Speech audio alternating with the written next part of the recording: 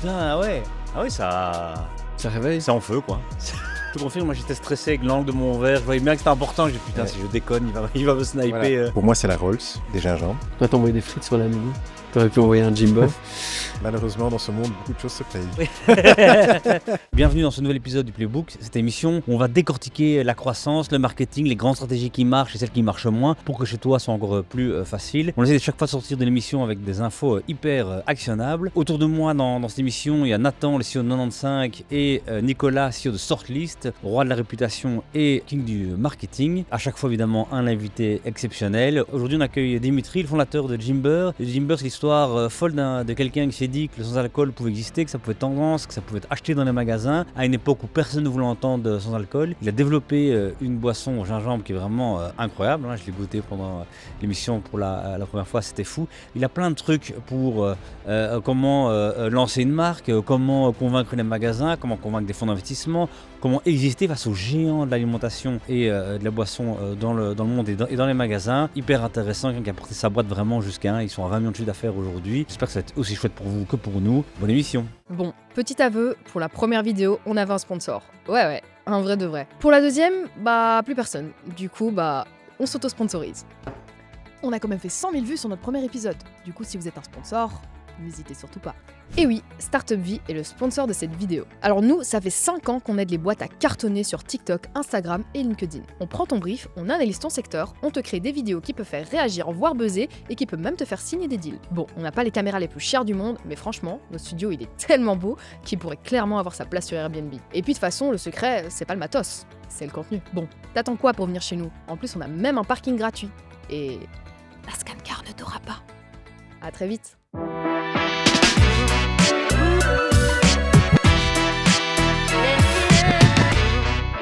Bienvenue dans ce nouvel épisode de Playbook, notre émission marketing qui a aujourd'hui un nom. Ah oui, Grâce à toi, Nathan. épisode 2, on Exactement. en parle. Un logo bientôt peut-être? Il vient On a avec déjà un logo et un Il y a nom. même un logo, Voilà. encore grâce à toi. Donc voilà, ça c'est bien, tu démarres, tu vois, un peu lentement, tu viens pas à la première, mais au deuxième t'arrives, peut-être pour le nom, il y a un logo et tout, c'est propre quoi, c'est très bien Voilà. réglé. Donc bienvenue évidemment dans le projet. Nathan, t'es évidemment le roi de la réputation en Belgique. Et t'aides plein d'entrepreneurs à travailler leur réputation. On s'est rencontrés à travers plein de clients et on a envie que tu viennes pour discuter marketing avec des super invités. Dimitri qui est Bien là à sûr. côté de toi. Nicolas avant Dimitri qui le roi de la pub en Belgique. Qui est ouais, que des résumés sont bien, hein, on monte des- comme ça. On monte comme ça. CEO de Sortlist. On a fait un premier numéro, on s'est trop marré. Et là aujourd'hui, avec toute notre expérience digitale, on va un peu voir ce qui se passe dans les marques qui ne sont pas nées de digital.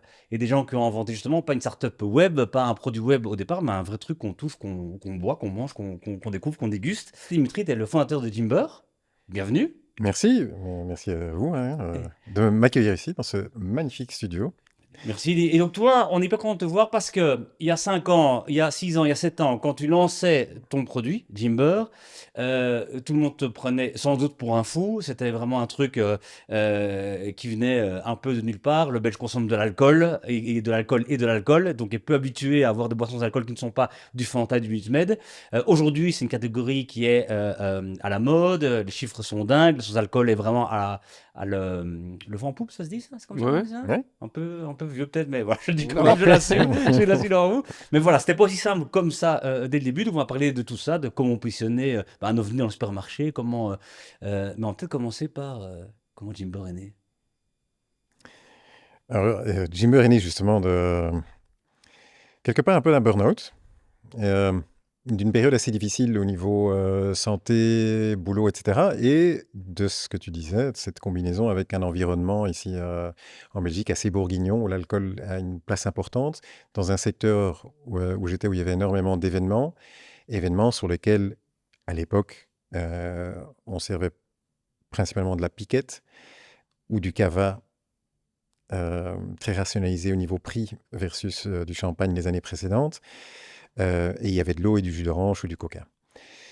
Moi-même, 3 jus d'orange sur une soirée, ça m'éclate un peu l'estomac. Donc, la seule alternative, c'était de l'eau ou la piquette. Et cet environnement continuait à m'épuiser dans une période où j'avais vraiment besoin de me reconstruire. Et donc, déjà depuis quelques années avec mon épouse. Comme je suis entrepreneur, je n'avais pas l'occasion de m'arrêter pour vraiment me reposer. Donc, il fallait que je fasse ma guérison en chemin et qu'on aille donc assez fondamentalement chercher des solutions au niveau santé, au niveau alimentation, puisqu'on partait principalement de là, comme étant une des pistes les plus probables pour se refaire une santé rapidement. J'ai eu la chance d'avoir une épouse qui était assez loin là-dedans. Et moi, j'explorais très fort la piste justement pour essayer de trouver une alternative à l'alcool parce que je sentais que ça m'épuisait vraiment. J'ai dépassé ce fameux cap de la trentaine où on dit que le temps de récupération après une soirée devient plus long. Et Vous êtes jeune, vous encore, vous hein? Trentaine, ça vous parle? Ça Ouais, commence encore mais pas si loin, ça commence à devenir très difficile quand même. Ok. Je comprends le message. Moi, je viens de la commencer, la trentaine. donc Voilà. Oh là là, mais c'est oui, déjà, ouais, ouais. je comprends un petit peu. Mais c'est une étape dans la vie aussi. Il y a les enfants, etc. On a envie d'être frais, on a besoin. C'est cette fameuse étape dans la vie, en fait, où on se prend tout en une fois dans la gueule parce qu'on se met tout en même temps. On s'achète une maison, on a des enfants, on veut la vie sociale à fond, on veut se développer au niveau carrière. Et donc, on cumule en fait 4 stress assez importants sur un point charnière dans une vie. Ça devient lourd, donc il faut qu'on puisse être sur ses capacités maximales. Et pour moi, l'alcool était un handicap par rapport à ça. Et en cherchant ce qui existait sur le marché, il y a finalement peu de solutions à ce moment-là. Et j'avais essayé avec une cousine qui travaille dans des vignobles dans le Bordelais de désalcooliser du vin, mais ça redevient du jus de raisin qui donc de nouveau est quelque chose d'assez sucré, etc., mais qui portait peu d'intérêt. Parce qu'avant qu'on crée, avant qu'on crée, comme tu as créé des nouvelles boissons, une grande tendance du secteur, c'était de Désalcooliseur. Yes, l'existant, quoi. En tout cas, tout au début, ce sont les premières pistes qui ont été lancées. Hein, Oui. et ce sont les brasseurs qui ont commencé avec ça et qui ont très bien vu ça, que Oui. voilà, on a notre bière, on a notre réseau, on va désalcooliser la bière. Oui. Et puis, petit à petit, il y a des vignerons qui ont commencé à essayer de faire la même chose. Ensuite, il y a eu des initiatives par rapport à tout ce qui était principalement les jeans sans alcool. Donc c'est un Anglais qui a lancé ça, Ben Branson, qui a lancé la marque Cyclip, qui a été la première marque extrêmement bien marketée à vraiment venir avec une proposition 100% positionnée comme étant un remplaçant à l'alcool. Et son thème, c'était « Qu'est-ce qu'on boit quand on ne veut pas boire ?» Et donc, il était le premier à amener ce positionnement très clair. Et personnellement, je trouvais ça une solution peu intéressante pour moi parce que c'est une solution assez artificielle. C'est pas vraiment... je connais pas sa recette de fabrication, mais c'est probablement plus un assemblage de produits relativement, on va dire, industriels ou chimiques par rapport à des produits naturels. Moi, je cherchais pas un remplaçant naturel, je cherchais un élixir, quelque chose qui allait me redonner de la vitalité. Un élixir. Oui. Et c'est en vacances que, dans le sud de la France, dans un petit village qui est un village de vin en plus, Saint-Christol, magnifique petit village. Je vous conseille la destination. Il y a un petit café de l'univers. C'est du pur bonheur d'être là-bas. Et ma femme revient d'un petit marché où elle ramène une petite fiole avec du pur gingembre chinois dégueulasse, pressé, simplement que la maraîchère mettait dans des fioles parce que les Français aiment bien cuisiner avec le gingembre. Ils ont une tradition du gingembre. Ils mettent dans certains repas, mais aussi dans leur thé, les tisanes de grand-mère au gingembre, etc. En vacances, on a l'esprit ouvert, on a l'esprit à la découverte. Je goûte ça. Et au moment où j'ai ce gingembre en bouche, ça me brûle. J'ai immédiatement un espèce de flash qui me dit « Waouh, putain, ce truc, c'est de la vodka. » Ça brûle et tout ça. Ça a le goût et le kick de l'alcool. Ça n'a pas le goût, mais ça a le kick de l'alcool, le feu de l'alcool. C'est sain, puisque c'est du gingembre. C'est juste dégueulasse. Donc le troisième paramètre, il n'est pas là. Petit problème. Oui, c'est ça. Comme si c'était rien. C'est juste dégueulasse. Ouais. Ah, ok, nickel. Allez, salut. Si j'arrive à résoudre le troisième problème, Yes. j'ai ma solution. Ouais. Et donc Jimber, la marque, l'entreprise, n'était pas du tout prévue. Je n'étais pas en train de rechercher qu'est-ce que je pourrais faire pour monter une boîte, etc. Et au début, ça n'a pas du tout été le le point. Pendant les semaines de vacances qu'on avait, j'ai commencé à chercher, à faire des assemblages dans tous les sens autour de ce jus de gingembre, de cette base. Et pendant les 4 mois qui ont suivi, j'ai vraiment cherché, mais comme un obsédé, cette fameuse obsession de l'entrepreneur, jour et nuit, je les occupais avec ça, pour arriver, après des essais, mais vous voyez, qui étaient encore plus dégueulasses que le jus à la base, à un espèce de concentré que je préparais 1 fois par semaine, que je mettais dans des bouteilles en plastique, frigo, produits naturels, bio, puisqu'on le faisait pour nous, personnellement. Donc, on utilise tous les ingrédients premium qu'on s'utilise quand on fait quelque chose pour soi-même. Ma femme, super contente, puisqu'elle aime bien aussi. Et pendant plusieurs semaines, pendant plusieurs mois, ça va devenir notre nouvelle boisson. L'alcool diminue très fortement, la vitalité reprend.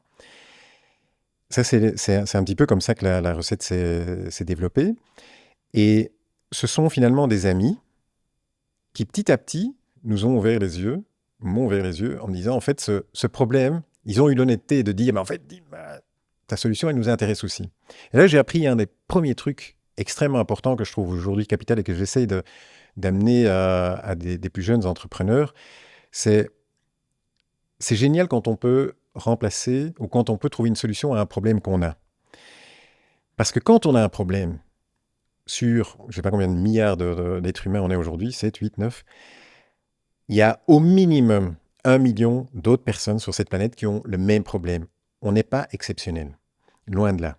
Si tu as la solution à un problème, tu as la solution pour au moins 1 million d'autres personnes. Il suffit après juste de les trouver et de leur proposer ta solution. Ils seront probablement heureux et contents de la recevoir.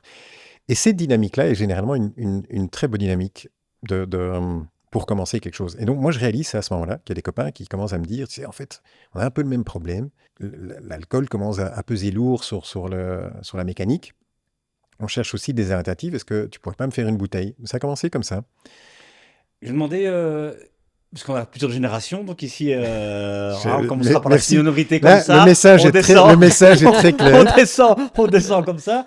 Moi, en effet, j'ai pas une éducation, mais c'est sûr que la boisson sans alcool a jamais été regardée à part. Ah, t'es enceinte, tiens, prends une bière sans alcool ou un truc comme ça, tu vois. Mais c'est jamais, c'est arrivé très tard. Maintenant que j'ai 40 ans, que ces questions se posent. Vous, les plus jeunes, je vais dire. Moi, j'ai beaucoup d'amis depuis toujours de confession musulmane autour de moi. Donc, en fait, quand on sortait, quand on allait manger au restaurant, etc., c'était normal de pas boire d'alcool. Et donc, je suis pas un gros habitué, exceptionnellement un petit cocktail de temps en temps. Mais par contre, ce qui est intéressant dans ce que tu dis, d'arriver à trouver un vrai remplaçant, notamment dans les soirées où habituellement tu bois du vin ou de la bière, etc. C'est un ami à moi qui sortait en boîte, qui boit pas d'alcool et qui dit, en fait, je me retrouvais...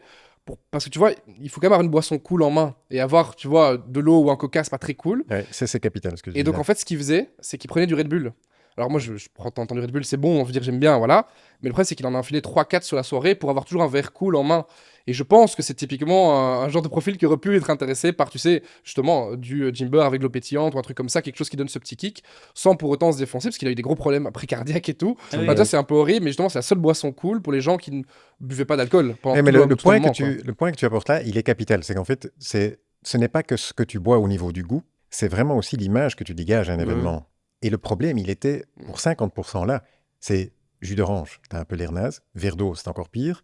Coca, ok, ça va, mais effectivement, tu bois 3 coca, t'as une dose de sucre, tu dors plus la nuit. Donc c'est... Et en même temps, je sais pas si ces personnes-là dont moi je parle sont des gens qui aujourd'hui consomment du Jimber. Je sais pas si c'est eux qui ont répondu à cet appel-là. Tu vois, enfin, peut-être que tu nous expliqueras après, mais je suis curieux de voir s'ils ont été réceptifs à ça, à cette nouvelle boisson potentiellement cool pour eux en société, on va dire. Ouais.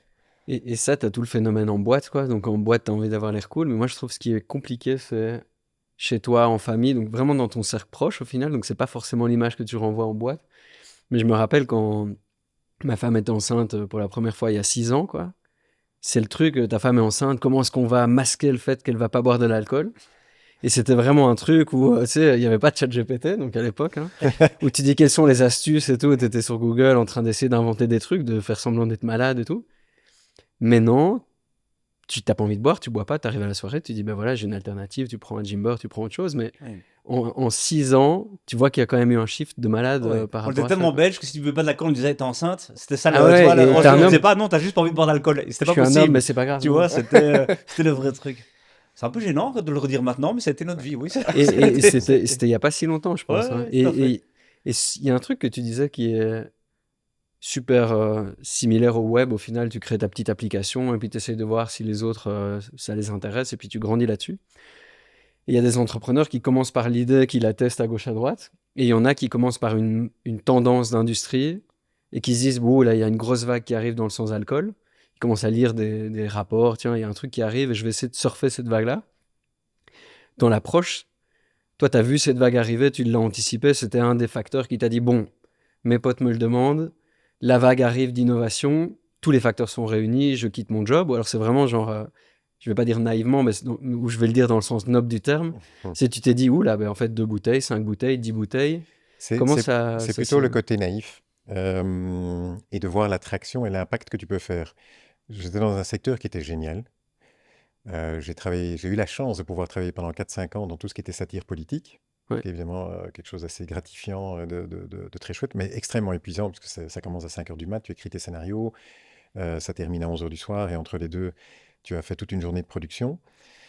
Mais c'est un travail qui se passe derrière un ordinateur.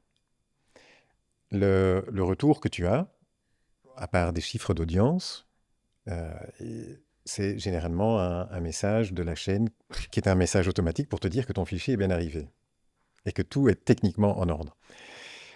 Quand tu fais servir un verre de Jimber ou une autre boisson, tu as des réactions mais qui vont dans tous les sens et c'est des histoires de vie qui débarquent. Ah, ça c'est ma raison, ça c'est ma raison, ça c'est ma raison. Et moi j'ai vu ça, j'ai découvert ça. Et ça me donnait une satisfaction qui était énorme. Comme je vous l'ai expliqué, il y a quelque part là, une des sources du projet a été un burn-out. Et pour moi, chaque bouteille qui passait le comptoir, c'était ma confiance en moi, puisque, qui regrandissait, et c'était ma santé qui remontait, ma santé financière, etc. Parce que pour ceux qui sont passés par là, un burn-out, c'est pas uniquement physique, santé, c'est fatalement très mental, généralement, il y a un lien très fort avec tout ce qui est confiance en soi, etc., qu'on perd. On perd un peu des connexions entre ce qu'on a envie, ce qu'on a besoin, ce qu'on ressent, etc. Mais on rentre aussi dans un cercle qui est un cercle où physiquement on va moins bien, mentalement on est moins solide, donc on prend des décisions professionnelles moins bonnes, donc le business va moins bien, donc le mental va moins bien, et on rentre comme ça dans une spirale. Et Jimber me permettait vraiment de sortir étape par étape. Et donc, naturellement, comme humain, on est toujours aspiré par ce qui nous fait grandir. Et donc, la tendance pour moi était naturelle de continuer par rapport à ça, mais sans spécialement me dire, il y a tout un marché du sans-alcool qui vient. Et en tout cas, disons que ça, c'est plutôt venu 1 ou 2 ans après, quand on a commencé à se diriger plus vers certains canaux de distribution, qu'on a commencé à se réaliser. Mais en fait, il y a toute une vague qui est en train de nous pousser en avant. Tu n'y es pas allé par opportunisme, en fait, dans le secteur, quoi. Par opportunisme personnel, mais pas par rapport à l'opportunisme Ouais, d'un c'est marché. On a plutôt été un acteur qui a commencé de façon très organique. Et t'as pas été te confronter tout de suite au supermarché?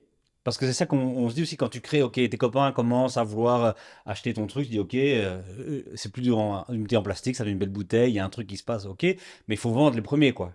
C'est le truc. Et donc, le truc général serait de dire, bon, évidemment, aujourd'hui, je crée un e-shop, mais aussi où je vais vendre l'endroit.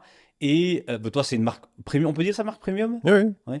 C'est une marque un peu premium, donc je sais pas, tu aurais pu te dire, ok, je vais pas aller dans tel supermarché, mais dans celui-là. Mais toi, pas du tout. Tu as décidé d'aller dans un réseau complètement différent, qui sont les magasins de concept store. Oui. Et c'est là où tu t'es dit, là, il va y avoir un fit. Tu étais voir des gens qui vendaient des chaises design, tu leur as dit, vendez du Jimber, ça va marcher. Ouais. Ils ont dit oui. Et c'est marrant, c'est Ouais. là que j'ai découvert pour la première fois la bouteille, c'était chez Mayfair, en fait. Je Ok, pense que c'était vendu ouais, là-bas. ouais. Et donc, c'était mon premier contact, justement, où tu vends des meubles et des vêtements à côté, quoi. C'est Incroyable. trop marrant. Ouais. T'as acheté ou pas? Écoute, et alors, deuxième étape, c'est qu'on me l'a offert à Noël. Oh, encore mieux, ouais, ça. Beau gosse. Mais effectivement, hein, donc au début, on avait un magasin chez nous, donc on a commencé à le vendre dans ce magasin-là. Et puis tu te poses la question, comment est-ce que je vais construire cette marque? Traditionnellement, les marques de boissons, si on prend Red Bull est un exemple extraordinaire, on va construire la marque dans l'Horeca, et puis on va aller chercher du volume dans la grande distribution. Pour faire ça, il faut énormément de capitaux, il faut connaître le secteur, etc., etc. Moi, je ne connaissais pas. Je viens d'un secteur tout à fait différent. Je n'ai pas du tout les moyens de faire ça, etc. Donc, je dois y aller en mode bootstrapping, de construire sur mes propres moyens avec ma plus grande ressource, qui est finalement mon énergie personnelle.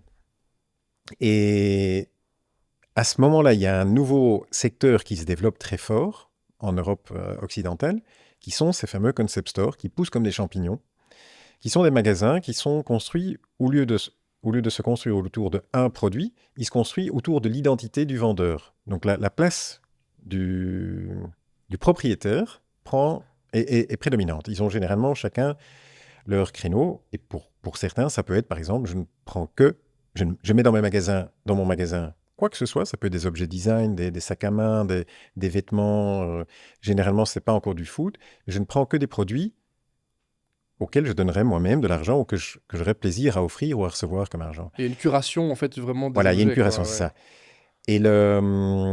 Et ces magasins sont des magasins qui offrent donc une plus-value à leur clientèle qui recherche cette plus-value. Donc le match était assez cohérent. Tu viens avec une innovation qui est premium et qui donc va,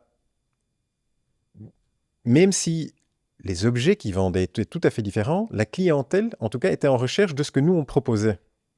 Et c'est comme ça qu'on a vu que le match, là, était pas mal. Mais ça a l'air, je m'excuse, mais Ouais. tu vois, ok, là, ça a l'air hyper malin a posteriori. Enfin, ok, mais la première fois où tu étais avec ta bouteille, au mec qui vendait des chaises à 5000 balles, tu vois, comment t'as été reçu, tu vois? Bien. Parce qu'on était le produit le moins cher. Du coup, Très bon, ça. parce que le premier qu'on essayait de convaincre, c'était lui. Et que si lui aimait le produit, généralement, il était content de pouvoir le partager. Et que, alors ça, c'était notre argument de vente, évidemment, pour convaincre. Le produit, contrairement à ce que eux vendaient, une chaise à un certain prix ou un meuble à un certain prix ou des sacs à main. Bon, il y a des exceptions, il y a des gens qui achètent des sacs à main toutes les semaines, mais il n'y a pas de récurrence. Tandis que Gymber crée une récurrence. Donc les gens revenaient dans leur magasin spécialement pour ça. Ben, s'ils reviennent pour ça, ils font un nouveau tour, ils regardent les nouvelles collections. Donc ils aimaient assez bien ce côté traction de notre clientèle. Donc ils s'y retrouvaient de ce côté-là aussi. Il y avait un handicap, c'est que pour pouvoir vendre de la boisson, il faut une autorisation AFSCA. Et ça, c'était une barrière qui était quand même assez emmerdante. Donc du coup, on a essayé de convaincre le plus possible de magasins dans ce créneau-là, mais on a dû quand même aussi se retourner assez vite vers des magasins qui avaient déjà cette autorisation, qui étaient des magasins bio, qui étaient logiques, qui étaient des magasins d'épicerie fine, même des toutes belles boucheries ou des choses comme ça. Et donc, un concept store qui vend des meubles a besoin d'une autorisation de l'AFSCA pour vendre Ouais, une ça. bouteille Gymber encore à Pour l'heure vendre actuelle. tout ce qui concerne, tout ce qui est alimentation, oui. Ok. Ouais. Même des chocolats ou des biscuits, tu peux pas. Je pense qu'il faut une autorisation. Ouais, oui. c'est Et donc dingue. ça fonctionnait, il la demandait, il la recevait simplement. C'était... Ça coûte 55 €, je pense, ou ça Ok. coûtait 55 €. Mais mais- c'est un handicap. Oui, Ouais, c'est ouais, ça, Ouais, c'est il y a juste plein ça. d'administratifs à faire. Et en plus, Ces il y a un gars, gars ils qui ont- vient avec des bouteilles que personne n'a jamais achetées. Ouais, Il me dit, ouais, Ouais. tu dois juste prendre une licence ASCA, tu vendras une Ouais. bouteille de Gymber. Bah, Alors là, ouais. je vais quand même vous dévoiler quand même une petite astuce qu'on a utilisée qui a pas Ah. mal fonctionné. Donc là, on avait de la chance, c'est que ma femme avait à l'époque un concept store qui était assez particulier, qui s'appelle Mamouli, qui est ce qu'on appelle du slow shopping, du destination shopping. Donc c'est pas en ville, les magasins, les gens viennent jusque là, ils passent du temps là-bas, ils reçoivent gratuitement un café, un verre de vin, et à partir de ce moment-là aussi un Gymber. Donc les gens dégustaient. Donc là, première découverte, on découvre vraiment que ceux qui goûtent achètent. Donc, check, il faut absolument que les gens goûtent. Donc, chaque fois qu'on allait vers des magasins, on leur offrait aussi, on amenait des bouteilles pour qu'eux-mêmes puissent refaire ce rituel de faire goûter. Quelque chose où un bon nombre se prêtait assez gaiement au jeu. La deuxième chose, c'est que ça nous a permis de découvrir l'univers de ces concepteurs et toute cette mécanique. Comme ces magasins sont généralement situés à une certaine distance, ils ne sont pas vraiment en concurrence les uns avec les autres. Donc un magasin à Bruges n'est pas en concurrence avec le magasin de ma femme à Halle. Donc ces magasins se suivent. Ma femme qui connaissait très bien ce secteur m'envoyait sur la route, Jimber dans le coffre. Moi, je faisais les routes du pays. Et elle envoyait 1 ou 2 jours à l'avance. Elle taguait sur Instagram. Elle commençait à suivre les magasins, commençait à envoyer. Et quand moi, j'arrivais dans le magasin avec un produit que personne ne connaissait, pour la personne qui était de l'autre côté, c'était « J'ai déjà entendu parler de ce truc, j'ai déjà vu ça quelque part. » Donc, la première barrière, quelque part, elle avait déjà réussi à la... C'est même pas des ads sur Facebook ou quoi, c'est juste suivre avec le compte et se faire Oui, oui. remarquer, quoi, en Oui, fait. oui. Ça coûte 0 € à ce Oui. moment-là. C'est Follow très and follow, intensif, tu vois. mais c'est... mais Tu likes 10 photos. Puis tu Oui, mais Des c'était photos de ça. vacances. Et c'était une période où c'était encore relativement efficace de faire Ouais. ça sur Instagram. Je pense qu'aujourd'hui, ça a un peu changé. Mais, donc, voilà, c'est comme ça qu'on a petit à petit convaincu plusieurs personnes. Et puis, il a fallu passer aussi par l'étape de la consignation. Donc, ça a été un grand débat, puisque généralement, dans des magasins, quand des marques viennent déposer des choses en consignation, donc ça veut dire que tu factures pas, tu factures que si ça se vend. Mhm. Généralement, c'est quand les produits sont pas bons, quand c'est des fins de stock, des choses comme ça. Alors qu'ici, mais dans certains lieux stratégiques, on l'a fait. Et ça a plutôt bien fonctionné. Du dépôt-vente, tu veux dire? Oui, Ouais, c'est dépôt ça. vente. Hein. Donc, je sais par exemple qu'il y avait un magasin à la côte que je voulais absolument avoir. La seule manière de les convaincre, c'était de dire prenez 6 bouteilles, voyez comment ça fonctionne. Ils sont encore toujours clients aujourd'hui. Ça a été. En achat ferme maintenant ou bien toujours en Oui, dépôt-vente? oui, oui. Ah, voilà. Et ça Ils sont passés. Et ça a été le moment magique qui est... Waouh, un petit coup d'émotion là. Qui a été un moment extraordinaire dans ce parcours, c'est quand un magasin appelle 15 jours plus tard pour dire Dimitri, c'est toi qui es venu avec ces bouteilles, tu peux nous envoyer ta facture et nous envoyer 12 bouteilles supplémentaires. Et je pense que, enfin, vous êtes tous des entrepreneurs ici. Chaque entrepreneur qui lance un produit digital ou un produit physique, c'est le moment qu'il attend. C'est ce mot magique. Ça s'appelle la traction. C'est ce premier kilomètre-heure qui décide tout. Si on trouve ce moment de traction, tout devient possible. Et tant qu'on ne le trouve pas, c'est galère, c'est pousser, c'est chercher, etc. Mais quand on a ça, c'est vraiment... Je sais encore où j'étais quand j'ai reçu ce coup de fil, Ouais.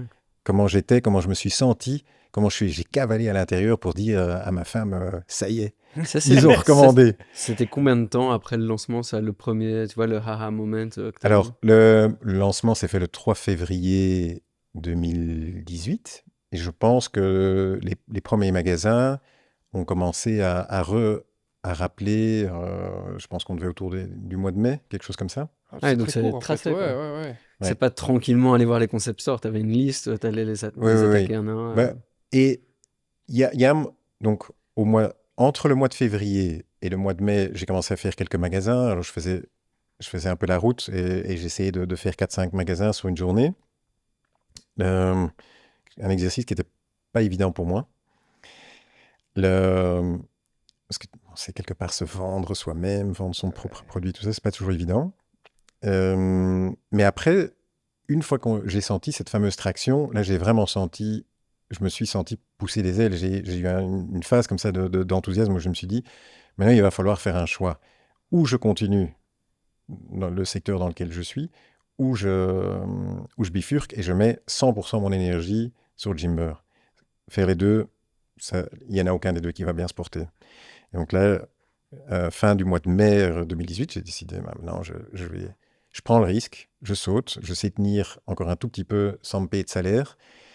Voilà, je n'ai pas gagné spectaculairement ma vie dans mon secteur avant.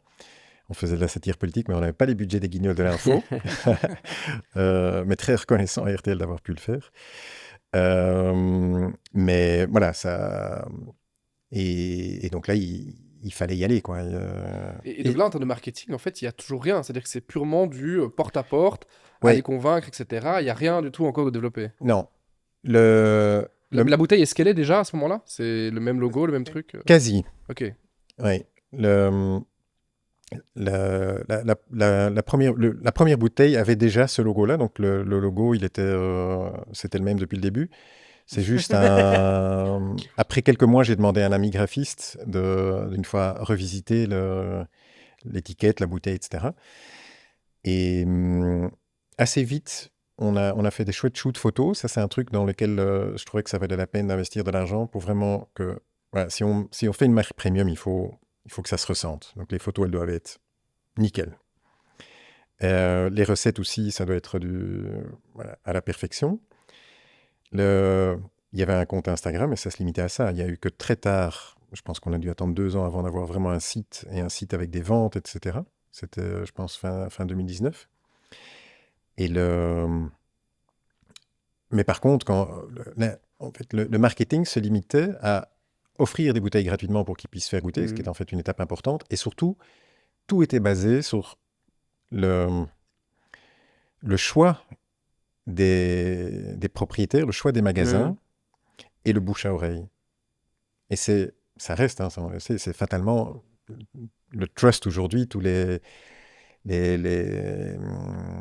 reviews, etc. sur le net, ce n'est que ça. C'est une digitalisation du bouche à oreille. Donc, on a misé à fond là-dessus. Ça nous coûtait cher, hein, parce que ça veut quand même dire qu'il faut rencontrer chaque personne.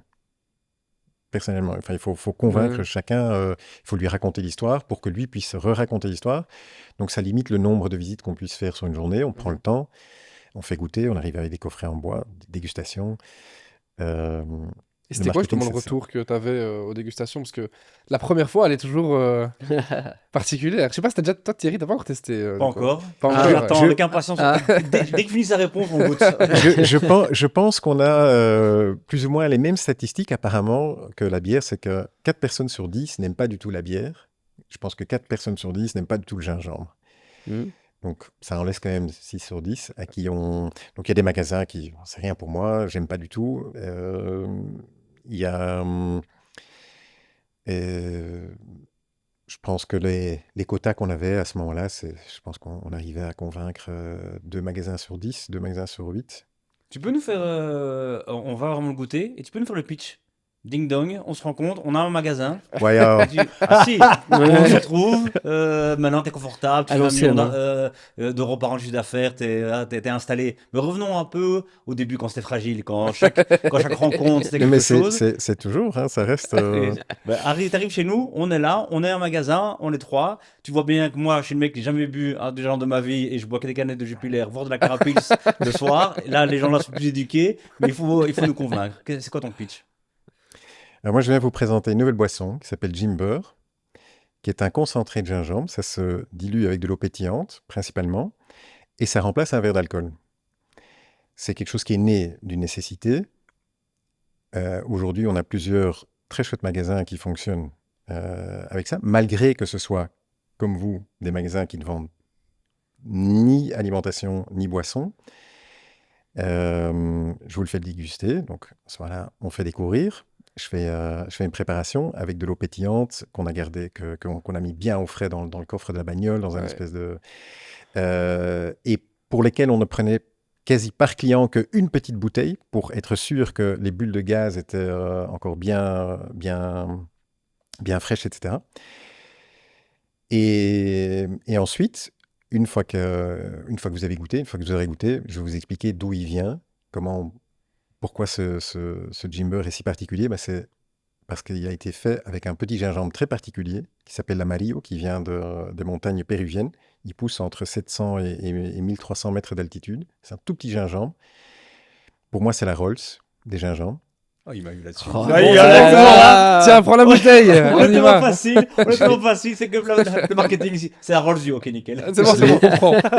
Je les ai pas tous essayés, mais celui-là, il est vraiment fabuleux. C'est un petit gingembre bien citronné qui a l'inconvénient de pousser en montagne, puisque il est par saison pluvieuse, il peut être très difficile à ramener dans les vallées, très difficile à ramener à Lima, et donc parfois on peut avoir des ruptures de stock, et il peut varier en fonction des altitudes. Donc, d'une bouteille à l'autre, le goût peut être différent. Mais il a l'avantage de la montagne, c'est qu'il doit se battre pour pousser, comme les humains. Quel généralement. On y est à fond. Et Ce après, qui a- tu dis, ce qui a- je vous ce qui a envoie la dû- SCA. Et, Ce qui a c'est dû bon. se battre, c'est généralement plus savoureux. Oh là là, incroyable, Voilà. génial. Bon, on teste, hein. On teste. Allez-y. on teste. Go, go. Mais donc, Attends, il faut d'abord mettre l'eau. Non, d'abord le. Non, vous mettez d'abord le gingembre. Tu peux en mettre un peu plus, Un peu plus. jusqu'à la première ligne. je vois pas les lignes, mais donc. Oui, bon, voilà, c'est bon, c'est bon, voilà. plus ou moins ça. La même chose pour Thierry ou pour 30 toi. millilitres. Mais moi, j'ai pas de ligne, donc j'y vais franco, quoi. Ah ouais, toi tu vas à fond. Peut-être- Tu vois où la ligne Non, Il y mais a pas de écoute, ligne. on va y aller. Allez. Ici, où- Un Si doigt, Dimitri nous dit, un doigt comme dirait l'autre. Comme ça Comme ça ça semble bon. Ça, c'est parfait. Voilà. Parfait. C'est alors, parfait. je prends un petit peu. C'est parfait chez moi. Oh, ça a des bienfaits quand même, alors, du coup, cette boisson. Oui, oui. C'est la des rose. bienfaits. Oui, non, mais je veux dire, voilà. Alors, Ça sent- on prend une bonne eau pétillante. Ouais, qui est pas fraîche ici, mais normalement elle est Bien vraiment... pétillant. Voilà. tu vois. On met son verre à 45 degrés. Et d'ailleurs, soyons honnêtes, pas la Perrier. Parce qu'avant l'émission, tu as cité des marques, il y avait la Perrier devant toi et tu as cité d'autres marques. Alors, personnellement, je suis très à cheval sur l'eau qu'on utilise pour boire du Jimber. En Belgique, si je peux citer des marques, il y en a deux. Ouais. Il y a notre marque nationale, Spa, la Spa rouge, Ouais, bien intense. bien intense, Ouais. et la Perrier, qui a aussi une bulle très forte. Les brus, etc., c'est de très bonnes eaux à boire. San Pellegrino, c'est très bon à boire, mais c'est des eaux, la Sampé par exemple, qui est trop salée, et la C'est ça. bulle n'est pas assez forte, et ça dénature, je trouve personnellement, très fort le goût. Après, il y a des gens qui aiment bien, hein, mais moi, je trouve que c'est moins bon. Donc, il faut une bonne bulle. Alors justement, quand vous servez, pour pas casser la bulle, on fait la même chose que pour le champagne. On tient son verre à 45 degrés. Moi, je peux pas assez de champagne. Mais il doit pas d'abord le boire, le tester, vraiment le goût même. Teste, Ah bah si, teste allez-y, d'abord. allez-y. Teste d'abord. Mais- Mais teste d'abord le D'abord, truc. ah, ok. Vous risquez un peu de vous Ouais. abîmer le palais, pour pas dire niquer le palais. Mais Oh, putain, ah ouais. Ah ouais, ça Ça réveille. c'est en feu, quoi. Ah ouais. Ah ouais, alors, d'accord. si vous avez tous goûté, Ouais. donc là, Attends. je Ah vais- oui, parce que vous êtes habitué.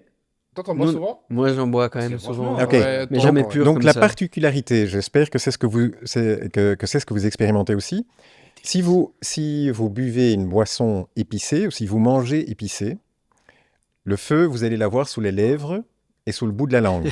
Ouais, moi, je l'ai Donc- pas cuté, mais... Voilà. Tout le travail ici a été que ça brûle dans la gorge. Ouais, c'est ouais, ça. C'est très doux. Réussi. Au premier contact, c'est Ouais, très doux. c'est- hein. Parce c'est- que c'est que voilà, ça donc aussi. il faut que ce soit doux au départ et puis que ça commence petit à petit à chauffer dans la gorge. Là, vous l'avez bu pur, donc ça va chauffer plus vite. Allez, je te prends en consigne. je te prends en consigne. Mais c'est ce qu'on a quand on boit de l'alcool. Quand on boit un verre de vin, Ouais. le vin n'attaque pas dans la bouche. Ça chauffe dans la gorge et c'est ça qui donne ce côté très chaleureux. Et ça a été la chose la plus compliquée à développer. Donc ça, c'est des tests dans la cuisine jusqu'à avoir cette... Ouais. Pour que ça n'attaque pas au moment et que ça n'attaque pas au brûlant quand on le met sur les lèvres. Ça attaque parce que c'est fort quand vous le buvez pur comme ça.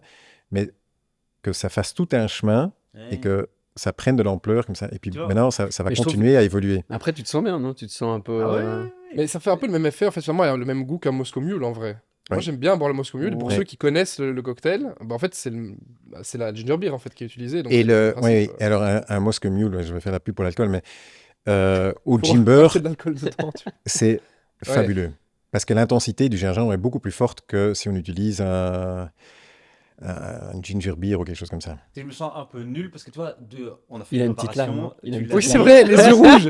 Les yeux sont rouges. Mais tu vois, Il y a une vraiment, petite larme qui coule, c'est tout regarde, à à fait la autre lumière. chose que de le goûter. Tu vois, j'ai 43 ans et je capte aujourd'hui que tu peux avoir cette sensation-là de l'alcool. Enfin, cette sensation de l'alcool. Ah, mais c'est avoir ça ce truc c'est qui dingue, goûte, et ça. c'est fou. Et j'ai l'impression d'être, tu vois, d'être marabouté, de dire, mais c'est quoi cette histoire? Tu vois, tu l'as vraiment? Mm. Ça marche ton histoire alors?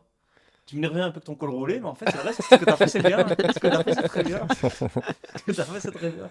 Si je mets de l'eau pétillante maintenant, comment je. 45 degrés le 40 verre, degrés, ça, et tu 40 verses doucement sur le bord du verre pour pas casser la bulle. degrés.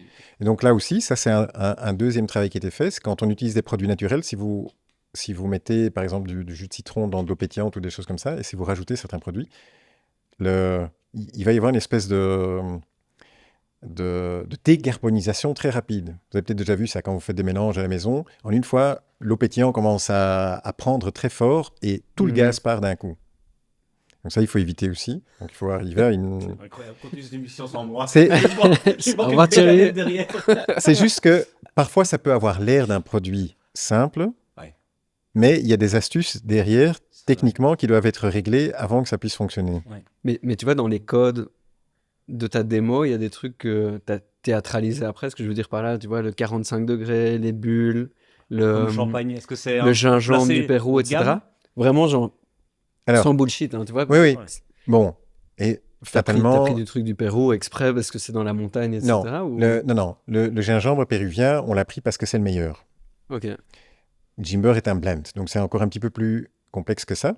C'est comme le vin, donc c'est un mélange pour arriver à cette balance. Donc le gingembre principal qu'on utilise, c'est du gingembre du Pérou. Euh, Après, tu peux dire c'est le meilleur gingembre ou tu peux dire c'est la Rolls du gingembre. Voilà, c'est ça. Ça, c'est la nuance. Mais on a décidé de travailler avec ce gingembre-là. L'eau pétillante, les 45 degrés, c'est vraiment parce que je suis obsédé de cette bulle de gaz. Et que j'ai remarqué que voilà, je suis comme ça. Je suis assez. Je peux être parfois très lax sur certaines choses, demander à ma femme. Mais sur d'autres trucs, je peux être extrêmement buté. Et sur cette bulle de gaz de l'eau, je le suis. Donc le truc à 45 degrés, moi, c'est devenu un toc, quoi. Je ne peux pas me servir un Jimber si mon verre n'est Je te confirme, moi pas comme j'étais ça. stressé avec l'angle de mon verre. Je voyais bien que c'était important. Je dis putain, Ouais. si je déconne, il va Ouais, sniper, voilà. Mais Mais donc, c'est... Au-delà de ces concept stores, tu vois, on parlait tout à l'heure du Mayfair et tout. En fait, c'est tes ambassadeurs, c'est aussi les mixologistes, les mixologues. Parce que c'est eux qui peuvent aussi faire, tu vois, ce bon service, arriver à le rendre stylé, quoi, en fait. Alors, ce qui est génial, moi, c'était un monde que je connaissais pas tellement, parce que Ouais. la mixologie, c'est un art extraordinaire, en plus, qui est généralement fait par des gens très passionnés, donc c'est effectivement des très bons ambassadeurs. Mais on a eu un problème, c'est que très vite, et quand je dis très vite, c'est dans les mois qui ont suivi le lancement du produit, la scène de la mixologie a découvert ce nouveau produit, a découvert que c'était un produit pour faire des mojitos, des Moscow Mule, etc., qui était extrêmement riche. C'était un peu la nouvelle chartreuse. Euh, mais pour nous, c'était un problème. Pour la construction de marque, on a vite réalisé, voilà, les premiers 6 mois, on y a été à fond. Ouais, génial. Et puis on s'est dit, oui, mais il y a un problème. Là, non, on vient avec une proposition sans alcool. Et aujourd'hui, C'est nos ambassadeurs quasi les plus fougueux sont justement des mixologistes. Donc, on a continué à les livrer, bien sûr, mais on a moins mis ça en avant sur nos réseaux, sur notre communication. Et c'est Et devenu ça- un problème où tu te dis, ouh là, il faut que je m'éloigne de ça, ou c'est juste, ok, on va aller pousser un peu plus sur l'autre côté. C'était plutôt que on faisait gaffe, ça devenait problématique. Ouais, aujourd'hui, il y a des vraies cartes C'était une sans opportunité, alcool, quand on même. aurait pu faire un boom dans ce secteur aussi. Ouais.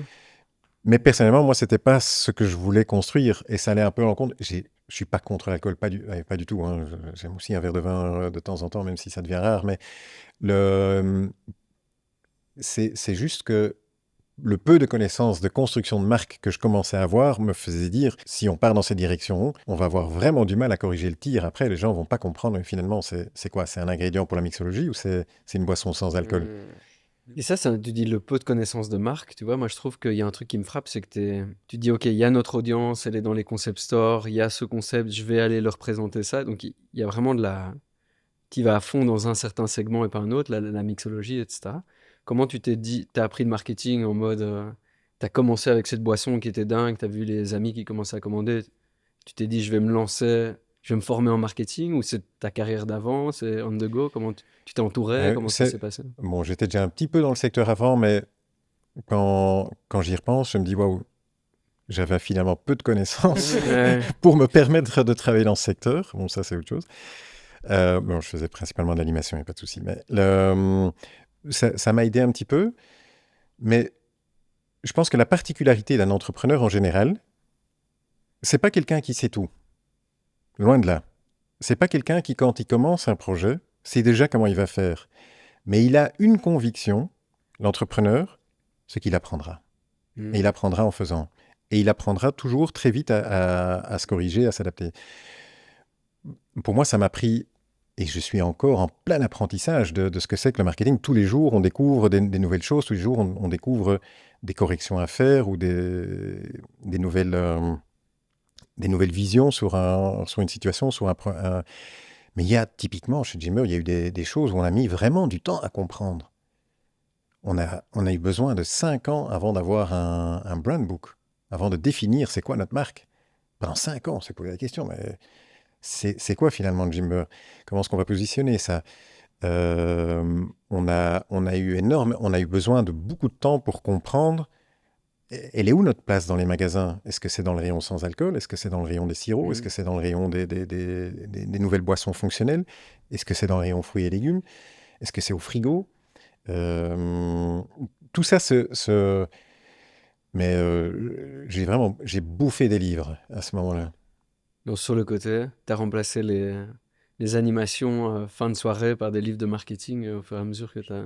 Je ne faisais quasi que ça. C'était bosser, lire, bosser, lire. Il fallait vraiment que j'apprenne, et à tous les niveaux, hein, aussi plein d'autres choses, allant de la comptabilité à la gestion d'équipe, au marketing, leadership.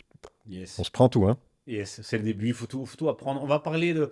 J'imagine que c'est comme une étape, c'est celle de, OK, quand tu élarges la cible du concept store et tu vas vers les grands magasins, mais qu'avant, tu nous dis justement tous ces questionnements, hein. Où est-ce qu'on va? Est-ce qu'on va dans le frigo? On va dans les fruits et légumes? On va là-dedans? Et comment tu positionnes quand ton premier contact avec les magasins? Nico, tu avais une anecdote incroyable à nous raconter de comment ça se comporte un artisan et des acheteurs. Si tu peux un peu revenir là-dessus. Et après, on voit si c'était...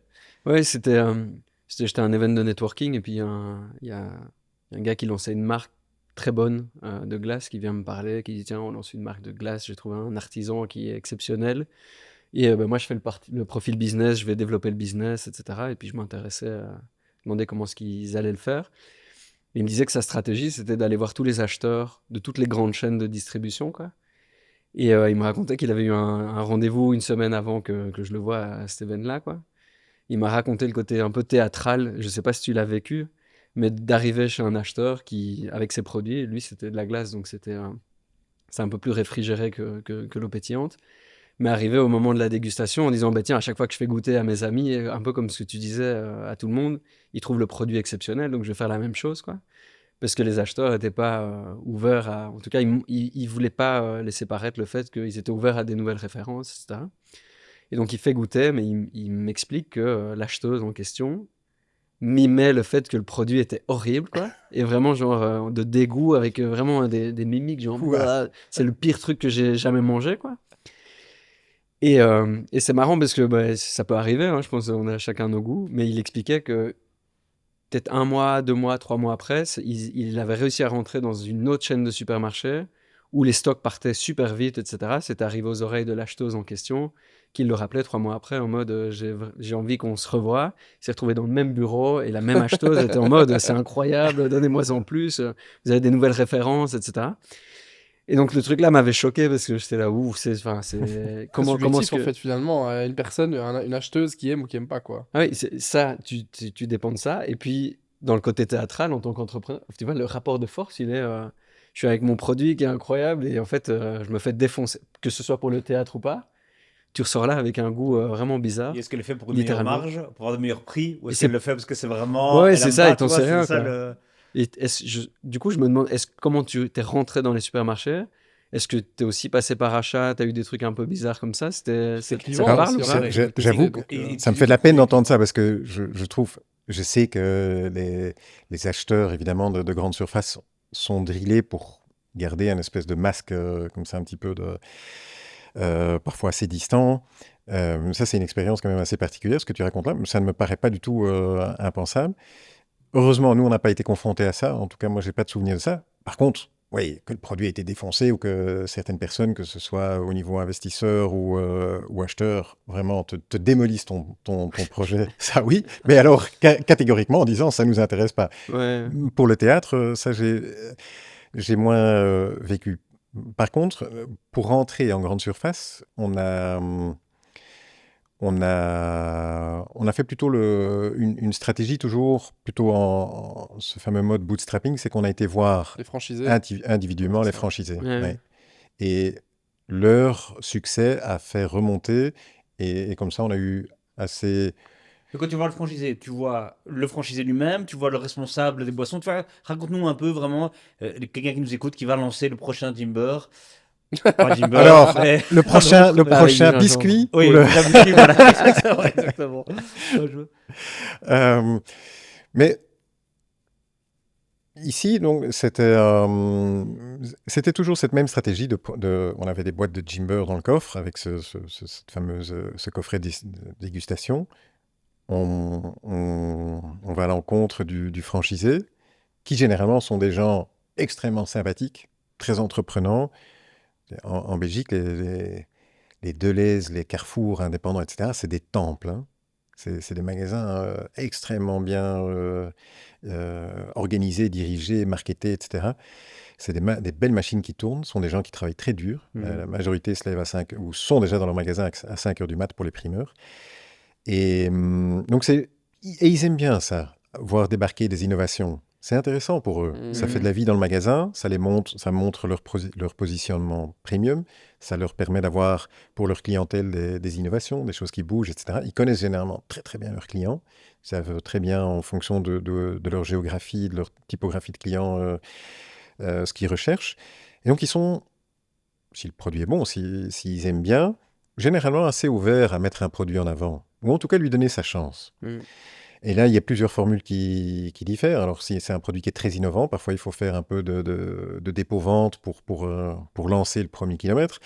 Parfois, ça joue le fait que c'est le troisième franchisé, et qu'on peut déjà dire qu'il y en a 2 autres et qui tournent bien, et qu'on peut déjà donner un peu des chiffres. Et généralement, ça commence toujours, dans notre cas aussi, par le premier cercle autour de nous. Donc, on avait la chance, là où on habite, de connaître un franchisé qui avait un Deleuze, un Proxy. C'est le premier où on a été demandé, parce qu'il y a quand même un peu, c'est pas quelqu'un qu'on connaît super bien, mais il y avait quand même un lien via ce canal-là. Donc, lui nous a donné sa chance. Pareil, le premier resto où on a été proposé du Jimber, c'était aussi c'était un resto où on va plusieurs fois nous-mêmes. Donc, oui, mais c'est pourquoi je pense que c'est important, c'est juste il faut parfois pas chercher trop loin non plus.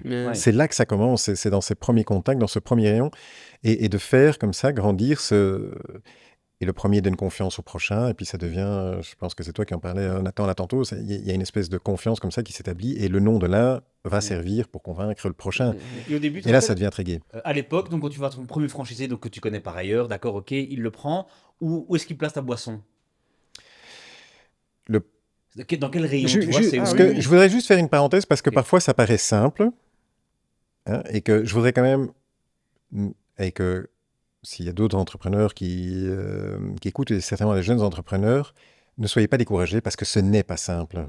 Je disais là tantôt, sur 10 visites, on se prend quand même 9 portes, ou 8 portes. Faut l'assumer. Et c'est hard. Hein. Oui. C'est hard. Des journées où tu rentres le soir, ou toute la journée, alors que tous tes copains travaillent dans des bureaux, bien payés, machin, etc., ont des jobs de... Voilà. Toi, tu te fais chier à trimballer ton truc en promettant à ta femme que tu vas développer quelque chose de nouveau qui va marcher ce coup-ci. Ce coup-ci. Tu n'as même pas en plus pour vendre un truc à 5, 10, 20 000 euros. Tu vends peut-être 5 bouteilles, 10 bouteilles. Non, mais c'est ça. Viens Donc, pas avec, ta recette les premiers mois, ça se compte en dizaines ou en centaines d'euros. Hein. Ouais. Pour la majorité de tes amis, c'est ce qu'ils gagnent en 1 heure, c'est ce qu'ils gagnent en une journée. Donc, il y a une réalité quand même là derrière où il faut se rendre compte que on passe tous, quand on lance des choses comme ça, je ne sais pas si ça a été votre cas aussi, elle peut être courte ou longue, mais on passe par une espèce de vallée désertique de doute où on se pose à un moment donné, mais qu'est-ce que je suis en train de foutre? Et ça fait très mal. Il faut juste s'en rendre compte. Les premiers vont abandonner tout de suite, c'est très dommage. Les plus téméraires vont continuer le plus longtemps possible. Il faut évidemment avoir un certain réalisme, il faut voir s'il y a de la traction, etc. Mais s'il y a une certaine traction, généralement, même si les chiffres sont petits, les chiffres qui comptent, c'est quand il y a des clients qui rappellent. Ça, les clients récurrents, ça c'est des signes, ça c'est vert, mais à tous les niveaux, même si c'est pour 10 euros, c'est le grand vert. Et puis des autres signes récurrents aussi, des autres signes importants aussi, c'est de voir, même si les ventes sont petites, que ce sont des ventes qui sont multipliables à un moment donné. Hein. Même si on vend 10 applications sur un mois, c'est simplement le fait que, OK, si je mets plus de pubs, je vais pouvoir passer de 10 à 100 sur un certain nombre. Je trouve que le meilleur exemple pour ça, c'est l'influenceur américain, qui c'est Mr Beast. MrBeast. Quand Avec on ses regarde, chocolats. Prime. Hein. quand on regarde ses premiers, le nombre d'inscriptions, de souscriptions qu'il avait les premières années, Oui, les premières vidéos. c'était genre 18 la première année, une petite centaine la deuxième année, 500 ou 600 la troisième année. Mais les gars, il a continué. Aujourd'hui, évidemment, ça explose. Et il y a un moment charnière comme ça où ça prend parce qu'il faut le temps aussi que nous-mêmes, on assimile toutes les choses marketing, toutes les choses entrepreneuriales, etc. Il faut que tout ça, qu'est-ce qui fonctionne, qu'est-ce que je fais, là, où est-ce que je perds du temps, etc. Et donc, pour revenir à la question des franchisés, c'est comme ça, petit à petit, qu'on arrive à les convaincre. Ils deviennent de plus en plus nombreux. Puis ça devient un petit peu une masse critique. Et cette masse critique va commencer à donner confiance à soi-même, en premier lieu, évidemment. C'est la première personne qu'on doit convaincre, c'est soi-même et son entourage direct, qui prend confiance dans un projet. Et aujourd'hui, on est en train de développer d'autres projets aussi. Et on se retrouve avec des mêmes chiffres qui sont parfois microscopiques, mais dont on sait, OK, Il y a une tendance. Quoi. la tendance est là. Alors, ce sera peut-être probablement pas une histoire comme Jimber, et ça doit pas, mais c'est la direction qui pointe qui est intéressante. Et tu vois, là-dessus, évidemment, tu as l'effet un peu boule de neige qui se passe, quoi. Tu pars, tu commences, tu dis c'est un besoin là, d'abord pour moi, je commence, je convainc, j'ai le bon feedback qui arrive, j'ai l'impression d'être sur quelque chose. Mais il y a une différence, je pense, entre développer ta boisson, tu dis c'est cool, ça paye les factures, les gens sont contents, etc. Et se dire en fait, je vais prendre cette boisson et je vais la scale, mais le plus fort que je peux, quoi. Et quand je vois aujourd'hui les chiffres, on les a pas encore abordés ici, quand je vois le nombre de marchés, quand je vois le nombre de bouteilles écoulées, c'est une trajectoire de dingue. Je ne sais pas si on peut parler d'hypercroissance. Je crois que tout le monde n'a pas la même définition de ça, mais je trouve que de l'avoir lancé comme dans une quête personnelle, à un moment donné, de se dire, bah, je vais emmener cette boisson sur la Lune, quoi. Toi, t'as envoyé des frites sur la Lune, hein. T'aurais pu envoyer un Jimbo. Qu'est-ce qui s'est passé? C'est un shift? C'est un moment où tu t'es dit, en fait, je vais rêver grand? C'est un truc, tu le sentais? Tu t'es senti investi de cette mission? C'était lecture qui t'ont dit, OK, mais en fait, je peux changer une industrie? Parce que c'était récemment, en fait. C'est 2018 à maintenant 2020. Oui. Donc, mon premier business plan, c'était de pouvoir gagner, c'est un chiffre que j'ai aucun problème à partager, c'est de pouvoir me faire 7 000 € de chiffre d'affaires par mois. Parce que si j'arrivais à faire ça, avec ma femme qui avait son job, on vivait. Et donc, donc, ma première année, c'était ce que j'avais. J'ai un peu dépassé le budget, mais c'était plus ou moins le... Mais alors, il s'est passé un truc un peu magique. Pendant l'été 2018, on sentait que voilà, quand j'allais vers des magasins, mais je n'avais pas le temps d'être tous les jours sur la route, mais ça fonctionnait. Donc, on arrivait à convaincre des nouveaux magasins.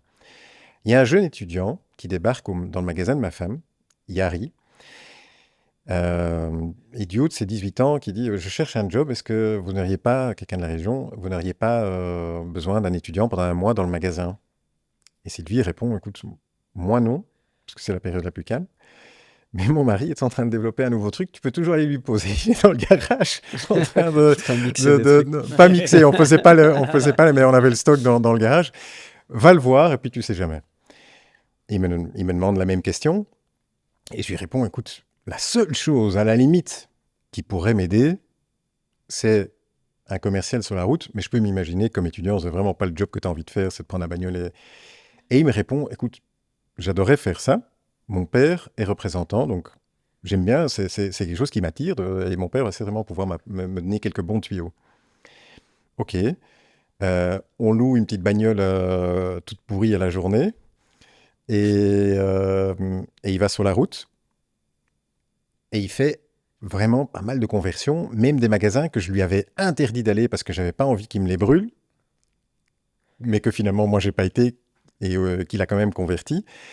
Et là, je me suis rendu compte, waouh, le modèle est intéressant. Il y a moyen de mettre une force commerciale dessus. Donc, bon, là, c'était un étudiant qui ne me coûtait pas trop cher, toute proportion. Mais à ce moment-là, pour moi, c'était une somme importante, évidemment.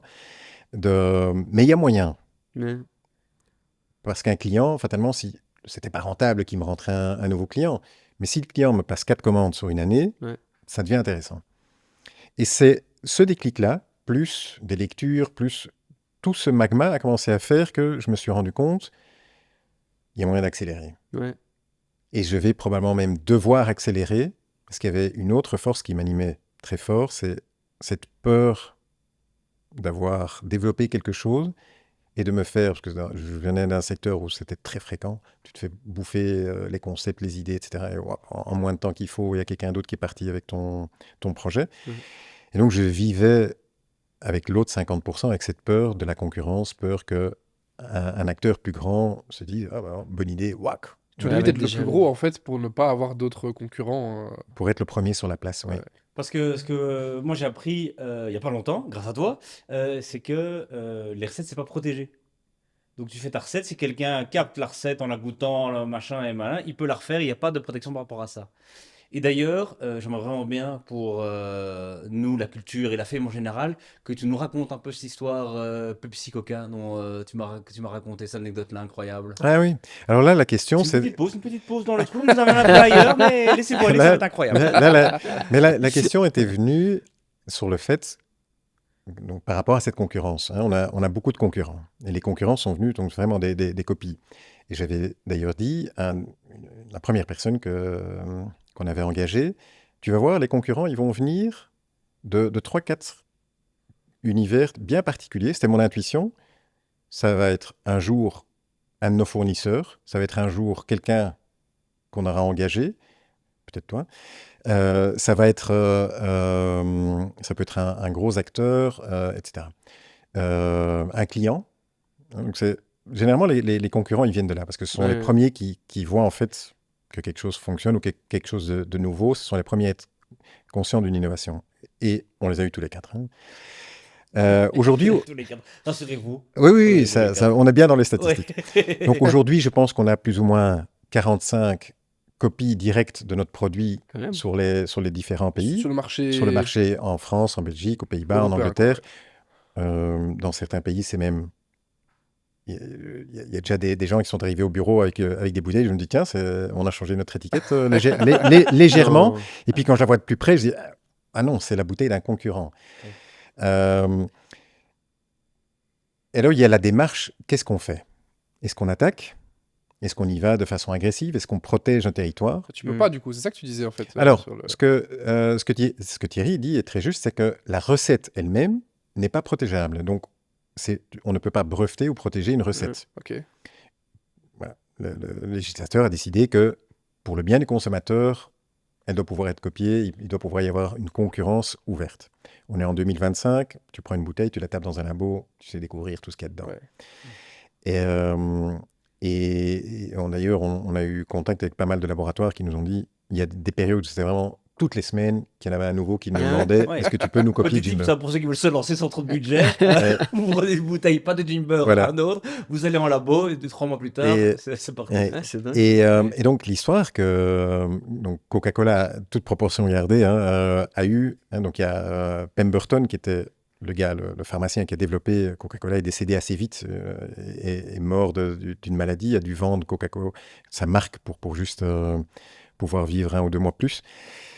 Et l'équipe qui a repris après, le nom, ont développé ça très fortement.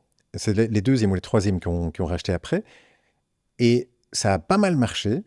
Ils ont commencé donc, avec les fameuses pompes à Coca-Cola, qui étaient un concentré aussi, où les gens pouvaient venir déguster un verre de ce concentré qui était allongé avec de l'eau pétillante. Et les concurrents ont commencé à pousser comme des champignons dans tous les États-Unis. Et Coca-Cola a toujours eu une politique extrêmement agressive. Et ils ont attaqué tous leurs concurrents, tous. C'est budget important au niveau légal pour ça. Sauf une petite marque où ils se disent, ça fait 3 fois qu'ils sont bord à la faillite. Dans quelques semaines ou dans quelques mois, c'est fini. C'est devenu Pepsi, qui n'est donc pas tombé en Petite faillite marque. et qui est devenu, qui a réussi à passer le truc. Et donc toi, t'as choisi quoi comme Et- Exactement. chemin? Alors, je pense, aujourd'hui, nous, on a une politique, ça prend beaucoup d'énergie. Hmm. Je pense qu'il faut garder un peu le juste milieu là-dedans. C'est de une marque, tu dois défendre ta marque. Si tu ne défends pas ta marque, tu peux la perdre. Et vous, c'est la Rolls en plus, donc bon. C'est toi qui l'as dit. Bien placé, ça. Bien placé. Mais je prends, c'est bon, allez. Alors, donc, il y a un juste milieu à avoir là-dedans, c'est de se dire, bon, on choisit un peu ses batailles. Et puis, les avocats, généralement, quand ils envoient des courriers, moi, ça me retournait l'estomac. De voir des trucs, c'est vraiment, on envoie des bazookas sur des gars qui... Bon, ok, moi, ça me prenait quand même mon business, ça faisait mal. Hein. Et puis, psychologiquement, quand tu te lances, quand tu as mis quand même... Pour beaucoup de personnes de l'extérieur, c'est... Ouais, ils sont grands, donc on peut se permettre de faire la concurrence. Mais l'histoire derrière, c'est un entrepreneur qui a mis tout son temps familial, qui a hypothéqué tout le temps qu'il peut passer avec ses enfants, avec sa femme, qui a fait une promesse familiale de réussir quelque chose, de se démener. C'est ça, l'envers du décor. Donc, des concurrents, c'est ça qu'ils attaquent. C'est pas ton entreprise. C'est ta vie, c'est ton cœur existentiel qui est en jeu, là, que tu veux protéger.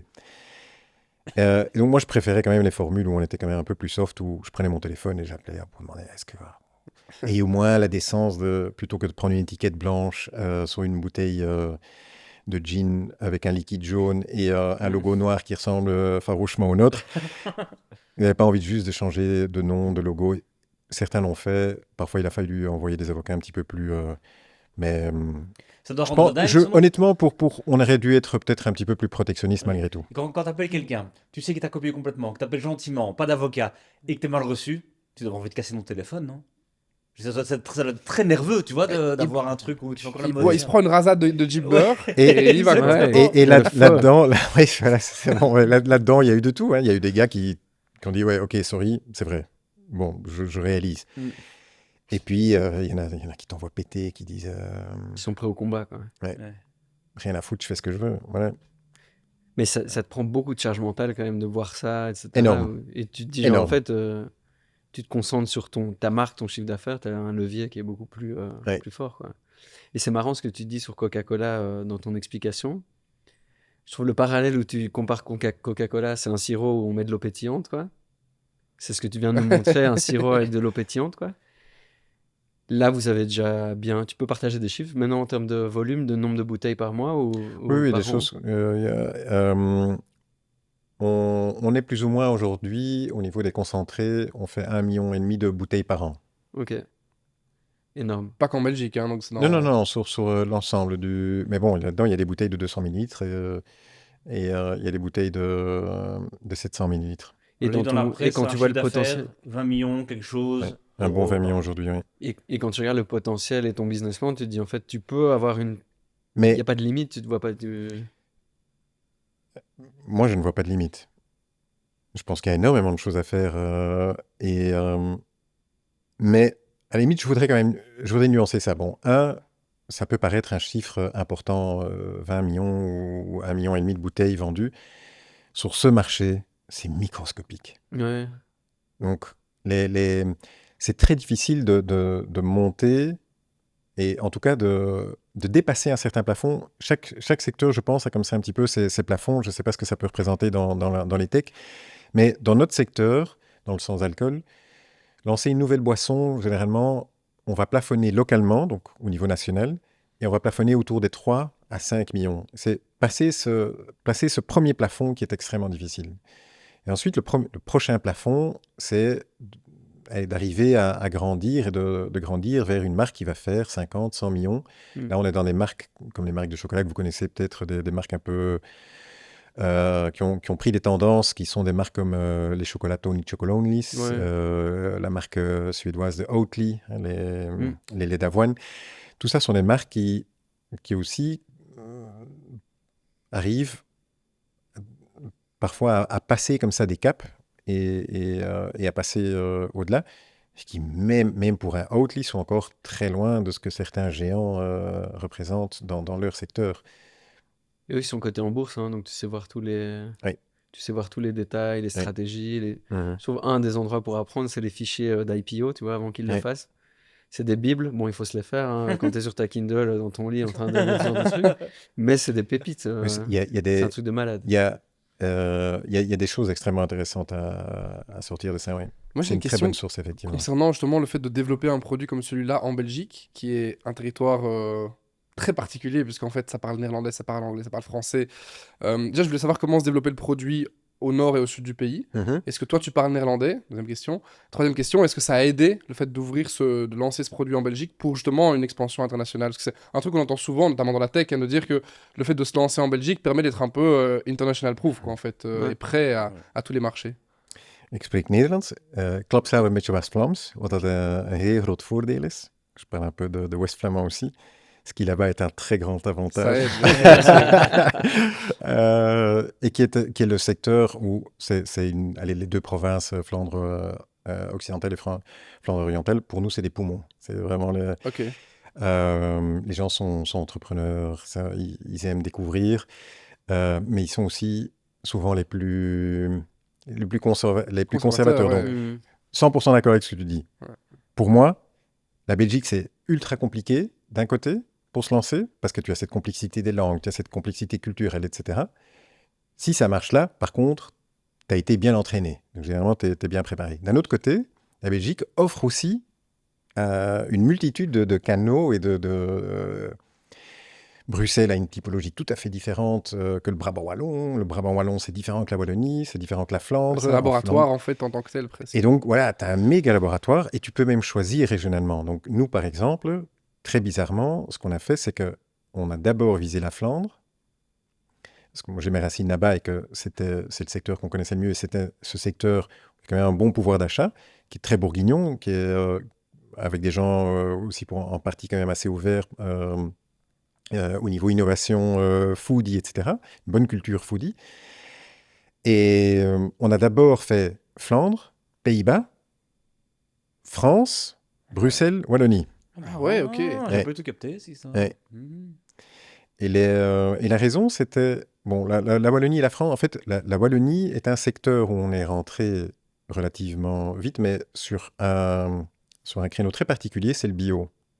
Si vous regardez les magasins bio en Wallonie, c'est magnifique. Je ne sais pas si on peut donner des marques, mais il y a Ouais. Sûr, les tout Sequoia, les Farm, Ouais. tout ça, c'est des super beaux magasins. Mm. Ça, il n'y a pas en Flandre. Donc, en Flandre, il y avait beaucoup Bio d'épiceries Planet. fines, il y avait des concept stores, mais le bio, il y a des magasins bio, mais qui ne sont pas du tout... C'est des magasins, des chaînes moins exploitées. La Flandre, à ce moment-là, était encore un petit peu... Le bio était plus à ses débuts, c'était encore un peu les petits fromagers, les machins. En Wallonie, par contre, c'était déjà les rayons gigantesques. Comme en France. Le bio, en France, c'est aussi... La France a des chaînes en bio qui sont plus grands que Deleuze. Hein. Mais pourquoi t'as pas bien commencé sûr. par ce marché-là avant, tu vois, c'est plutôt le marché flamand néerlandophone? Parce qu'on visait vraiment au début des indépendants. Et que ces indépendants en Flandre, il y en a énormément. On s'est d'ailleurs un peu cassé les dents parfois sur ce concept dans des villes comme Londres ou Berlin. En ville, les magasins sont tenus par des gérants. Ils ont généralement plusieurs magasins. Les loyers sont tellement chers qu'un indépendant ne peut pas s'installer dans le centre de Londres pour avoir sa petite boutique sympa et tout ça. C'est juste pas possible. Donc les seuls qui savent lancer des commerces, c'est généralement des entreprises qui sont derrière, qui sont des entreprises de retail et qui mettent des managers. Le manager, il n'a aucun pouvoir de décision. Le manager, il change, il est là le lundi, mardi, mercredi, puis c'est un autre, etc. Tandis qu'en Flandre, en Wallonie aussi, hein, mais dans les bios, c'était déjà différent. Les magasins bio sont déjà plus grands. Généralement, c'est déjà des chaînes. Hein, les Sequoia, il y en a plusieurs, donc il faut déjà plus aller travailler en centrale. Les farms, pareil. Mais en Flandre, chaque village a son magasin ou un tout beau boulanger, ou une toute belle épicerie fine, ou un concept store, ou même à Bruges, un des premiers magasins où on était, c'était un magasin de vêtements. Mm. Ils vendaient juste des fringues et du gymber. Et c'est... Donc, c'est plutôt pour la topologie, en fait, que... Mais donc, ce qui est intéressant, c'est que toi, en tant que fondateur, le fait d'être bilingue est quand même un gros avantage Oui, pour oui. percer le marché, quoi. Parce Oui. que ça aurait été difficile de prendre le commercial, peut-être, néerlandophone et tout. Là, tu vivais le truc, tu vendais le Oui. truc, ça aidait quand même vachement, Mais quoi. c'est ce que Nicolas disait, ou posait la question, est-ce que ton avantage marketing d'avant t'a aidé? Dans le marketing, j'avais aussi déjà réalisé que d'être bilingue, ça aide beaucoup Ah ouais, bien en sûr, Belgique. bien sûr. Parce que c'est rare d'avoir des vrais bilingues qui connaissent les deux, euh, les, les- les deux topographies. Et c'est des subtilités, hein. Tout à Un fait. flamand, le Brabant wallon, il connaît pas. Il sait Ouais. pas. Pour lui, c'est la Wallonie. C'est pas du tout. C'est tout à fait différent. Et pouvoir connaître ces nuances, ça joue quand même. Et tu vois ce que tu disais sur la tech et la Belgique, c'est effectivement, je crois que c'est un bon labo, quoi. Mais c'est aussi un labo où tu te dis, il faut vite que je voie international et que Oui. je parte. Ça a été très rapide chez vous de se dire, tu parlais de la France avant la Wallonie, quoi. Berlin, Londres, j'ai entendu la Corée aussi, pas mal de choses, quoi. De nouveau, c'est comment tu t'y prends là-dessus. Si on parle playbook, vraiment, on revient là-dedans. C'est comment tu te dis, genre, quel marché, quand tu t'envoies aussi des commerciaux, tu te dis, bah, en fait, Oui. j'ai un budget de 10, je les envoie à Berlin. Comment Alors, ça. Comme toute entreprise, tout ça, ça a été une évolution, Ouais. hein, d'essayer. Il y a eu un moment donné charnière, parce qu'au début, on a toujours essayé d'être à des endroits où il n'y avait personne d'autre dans notre style. Et c'était dans une autre vie, dans le digital, je m'étais toujours dit, si tu vends du site internet, faut pas être sur une foire de site internet. Si tu vends des sites internet, il faut être sur la foire Concours des plombiers, des plombiers, il faut être sur Ouais. il faut être à Batibo, etc. Oui. Parce que tes clients, c'est tous les stands qui, hein, Ouais. t'as pas de concurrence. Mm. Donc nous, la foire où on a été en janvier 2019, donc au bout de nos premiers 9 mois, on a nos premiers data. On va à une foire qui s'appelle Maison et Objets. Mm. Maison. Non, j'allais dire, parce que design intérieur, j'étais sûr que ça allait être Voilà. là-dedans. Du coup, ouais, c'est Et ça. donc, on a dû rentrer tout un dossier, etc., pour les convaincre de pouvoir venir. Et on s'est retrouvé à un endroit de merde, mais quand même avec un très beau carnet de commandes à la fin de la foire. Et donc, en 5 jours de temps, on se retrouve dans une bonne centaine de magasins, dans 17 pays différents. Ah, ok, ok. Et dans notre grande naïveté, heureusement, on avait dit oui à tout le monde. Il y a un Suisse qui demande, vous livrez en Suisse? Oui, bien sûr. Et nous, on se posait la question, mais pourquoi est-ce qu'il nous pose la question, hein? Et puis, il y a un Norvégien qui nous pose la question, etc. Et quand t'as des frais de douane, des trucs comme ça. Mais je pense que pour la Suisse, j'ai mis 6 mois. Et je sais qu'il y a même une livraison où j'ai carrément demandé à un de mes vendeurs, Tu passes, tu regardes pas. Vas-y, parce que c'est désespéré, quoi. Ça a été mes galères pour comprendre le truc, trouver des mécanismes pour rentrer, etc. Pareil, hein, et même la Suède, c'est chiant, mais c'est pas l'euro.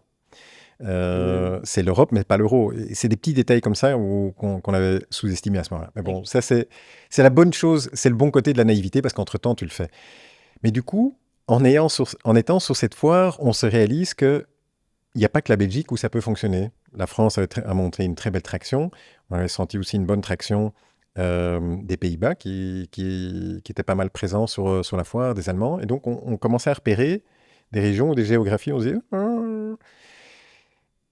Et le modèle, c'était, on envoie des gars sur la route.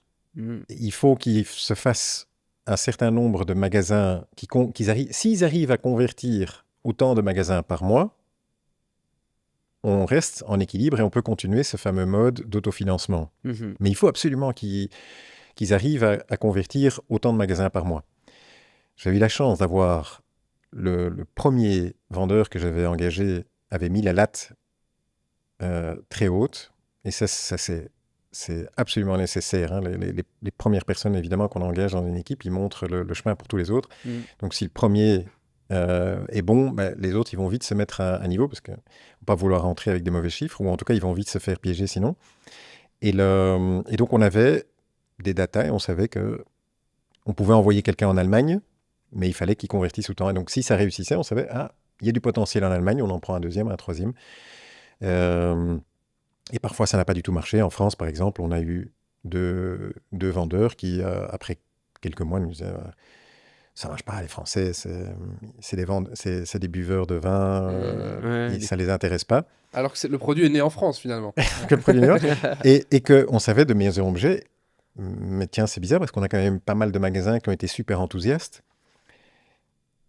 Et pour la petite anecdote, j'ai demandé à ce moment-là à notre vendeur hollandais, qui pétait pas un mot de français, de partir une semaine en France. Il a fait une semaine, il est revenu. Oh, génial la France, ah, c'est super. T'as vendu combien? Ah oui, j'ai vendu 2 par jour. Ok, c'est bon, on va devoir changer l'équipe. Ah ouais. Et on a changé l'équipe. Et aujourd'hui, on a une équipe française extraordinaire qui a construit toute la France comme ça, sur base de ce même modèle. Et donc, on cherchait des pays ou des zones. Parce qu'on avait tendance à plutôt chercher des zones que vraiment des pays. Donc, c'était en Allemagne, on avait commencé sur la Rhine-Westphalen, donc la partie autour de Düsseldorf et Cologne. Puis on est monté comme ça sur Hambourg, qui est une très très bonne région pour nous. Et on a été chercher comme ça des différentes Des régions. commerciaux intégrés alors ou bien Équipes, nos propres équipes. Ah ouais. Au début, j'étais vraiment très très convaincu qu'il fallait mettre nos propres équipes pour créer ces ambassadeurs. Mais on a 45 degrés. Hein. on a essayé aussi hein, de fonctionner où on a des distributeurs. En Suisse, on travaille avec un distributeur. Aux Pays-Bas, aujourd'hui, on travaille avec un distributeur. En Corée du Sud, c'est un distributeur. Donc, il y a un moment donné, il y a des modèles où il y a des pays où tu ne sais pas envoyer tes propres équipes, c'est juste pas possible. Et aussi parce que la topographie est tout à fait différente. Il y a des pays aussi où on a essayé, comme l'Angleterre, et on a dû faire marche arrière. Ouais. C'est pas que l'Angleterre n'est pas un pays où on a du potentiel, c'est juste que le modèle qu'on avait mis à ce moment-là, pour des raisons qu'on a appris sur le terrain, ne fonctionnait pas parce que Londres, qui représente une trop grande partie en Angleterre, c'est une ville où d'aller de porte à porte ne sert à rien. Parce que les propriétaires et les décideurs, ils sont pas là. Ils sont dans des bureaux. Donc il faut Et ça, tu sais pas lire de bouquin, tu dois aller sur place et tester, quoi. J'aurais pu le savoir. C'était sympa. Bien essayé, Nicolas, de gentiment. Non, clairement. Non, c'est une connerie. Mais oui, mais C'est normal. des erreurs et des boulettes, on en a fait, et j'en ai fait, mais des pire, dizaines, c'est des laquelle centaines. Je vais pas donner la pire, je vais pas donner la seconde pire. C'est pas ton émission, c'est la mienne. Hein, Je vais passer les 2 premiers. Le troisième, c'est un livre que j'ai lu qui s'appelle Blitz Scaling. Ouais. J'aurais jamais dû le lire. Ok. Raid of Man avec sur Airbnb et tout. J'aurais jamais dû le lire. Pour nous, c'était pas du tout la formule qu'il fallait. Parce que tu Et dis malheureusement, ça va marcher comme ça pour nous, c'est ça? Et malheureusement, je l'ai appliqué en Ok. partie. J'ai mis ça en route jusqu'à me réaliser. Non mais attends, ça marche pas. Je suis en train de casser un modèle qui marche. Ou je pourrais casser un modèle qui marche, plutôt comme ça. Ça, c'est vraiment la philosophie du livre, c'est on s'en fout, on fait tout vite. On va à 80%, et mieux vaut 80% que... Non. Certainement, on a un modèle qui s'est construit sur le bootstrapping. Le bootstrapping, c'est juste le contraire. Tout doit être hyper qualitatif. Tout doit être à 110. On n'offre pas 100, on offre du service pour 110, 120, pour que les gens reviennent. On va trouver des solutions en mode créatif. Hein. Je pense qu'un des tout bons exemples du bootstrapping, c'est les premières années de Nike, pour ceux qui ont eu la chance de lire le livre de Shoe Dog de Phil Knight. C'est ça. On se prend des galères, mais on trouve des solutions. Ça, alors que blitzscaling, c'est juste le contraire. On tape du fric dedans et on verra bien ce qui sort. On prend le VC money pour aller le plus vite possible. Et de toute façon, tu as un burn fixe par mois. Il faut l'assumer, quoi. Ça a été vrai, ou ça aurait pu être possible, mais même au niveau en général, quand on regarde l'approche des investisseurs en général, c'était une approche qui était encore très vraie, en tout cas dans notre secteur. Les techs, je connais moins à ce niveau-là, mais avant le Covid, ça a très fort changé après. Autant avant le Covid, tu étais dans les chiffres rouges, on s'en foutait. Après le Covid, c'était vraiment, on veut du noir. Oui. Parce que toi, tu l'as vécu, le Covid rouge. Les chiffres rouges du Covid, en tout cas. Oui. Mais on était dans le rouge pendant le Covid. Mais là, c'était volontaire. Par contre, on s'est pris la taloche en avril 22, quand la guerre en Ukraine a commencé. Et ça, pourquoi? Produit premium. Ah oui, c'est vrai. Produit premium dans un circuit principalement bio et circuit premium, comme les épiceries fines, les concept stores, etc., qui s'est pris une très grosse gamelle à ce moment-là. Les magasins bio tournaient à moins 25, moins 30%. Parce que les gens avaient peur. C'est quoi la mécanique derrière? Parce qu'on sort d'une période où la santé devient notre premier, notre premier souci. Ouais.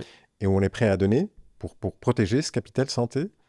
Et on arrive dans une période où la priorité, c'est Survivre. survivre et d'avoir quelque chose dans l'assiette. Ça change du tout. Donc, une bouteille de Jimber devient, sur un ticket de caisse, le produit le plus cher. Ouais. On fait attention à on enlève une bouteille de Jimber, ça fait 25 € en moins. Ça fait souvent une belle différence. Donc, on a eu en une fois, clac, une grande partie de chiffre d'affaires en moins, mais vraiment du jour au lendemain. C'est... Ouais, dingue. Sur les investissements paid, tu parlais de digital, etc. Il y a un truc où, de nouveau, je suis pas du secteur, donc ça va peut-être être une bête question, mais on a parlé beaucoup de distribution, d'avoir des sales, des magasins qui existent, etc. Sur un marché comme la Belgique, tu t'es référencé dans les rayons, quoi. Quels sont tes incitants, toi, à investir, je sais pas, sur des pubs Facebook, de faire du out of home ou des trucs comme ça, sachant qu'en fait, ben, les gens vont passer devant. Est-ce que tu as un incentive d'investir? Parce que tu n'as pas vraiment de coût d'acquisition, tu n'as pas un shop en ligne, je pense, ou tu as un shop en ligne. Oui, et on a un shop en ligne, on a notre propre Shopify. Mais les Et, gens achètent en et, magasin et quand on même. est, et on est aussi en marketplace. Alors évidemment, dans la boisson, le secteur le plus important, c'est les magasins physiques. Ouais, ouais. Mais l'online est quand même une partie importante, je pense, Ah oui, ok. dans l'ensemble du secteur. Parce que c'est du impulse buy. Les gens vont se faire plaisir. Donc ils en voient sur partie. Insta, ils commandent leur bouteille, quoi. Oui. Et il y a ça. Et il y a aussi les achats répétitifs. Jimber est pour beaucoup de personnes quelque chose qu'ils consomment comme un thé ou comme un café, donc ils vont le racheter. Notre métier, c'est de ne pas en faire une commodité malgré tout, de garder la marque. Ça, c'est le côté marketing, évidemment, qui est important pour pouvoir donner cette plus-value émotionnelle aux gens. Mais les, comme, en fait, si on revient au tout début de l'histoire, Sylvie qui faisait ses tags sur Instagram et qui allait chauffer Ouais. un peu tout le monde, on fait encore toujours la même chose aujourd'hui. Et personnellement, j'ai l'impression que pour beaucoup de marques, le multicanal est super important parce que c'est ce qui permet de créer, on dit toujours en marketing, il faut 7 points de contact pour qu'un client fasse le pas. Donc plus quelqu'un rentre en contact avec la marque ou une partie de la marque, parce que chaque canal permet d'illustrer quelque chose de particulier, c'est plus facile d'expliquer le Pérou sur Instagram ou via une pub que dans un magasin. Ouais. Donc, en grande partie, le marketing digital sert aussi à ça. Que ce soit les pubs, que ce soit le RP, sert justement à construire cet univers, mais aussi garder le... Je pense que quelqu'un qui voit une pub, une pub de Jimber passer, même s'il n'achète pas en ligne, ça peut avoir un impact très grand pour son achat physique. Mais comment tu mesures du coup? Parce que tu vois, c'est pas un Ça, c'est e-commerce compliqué. avec.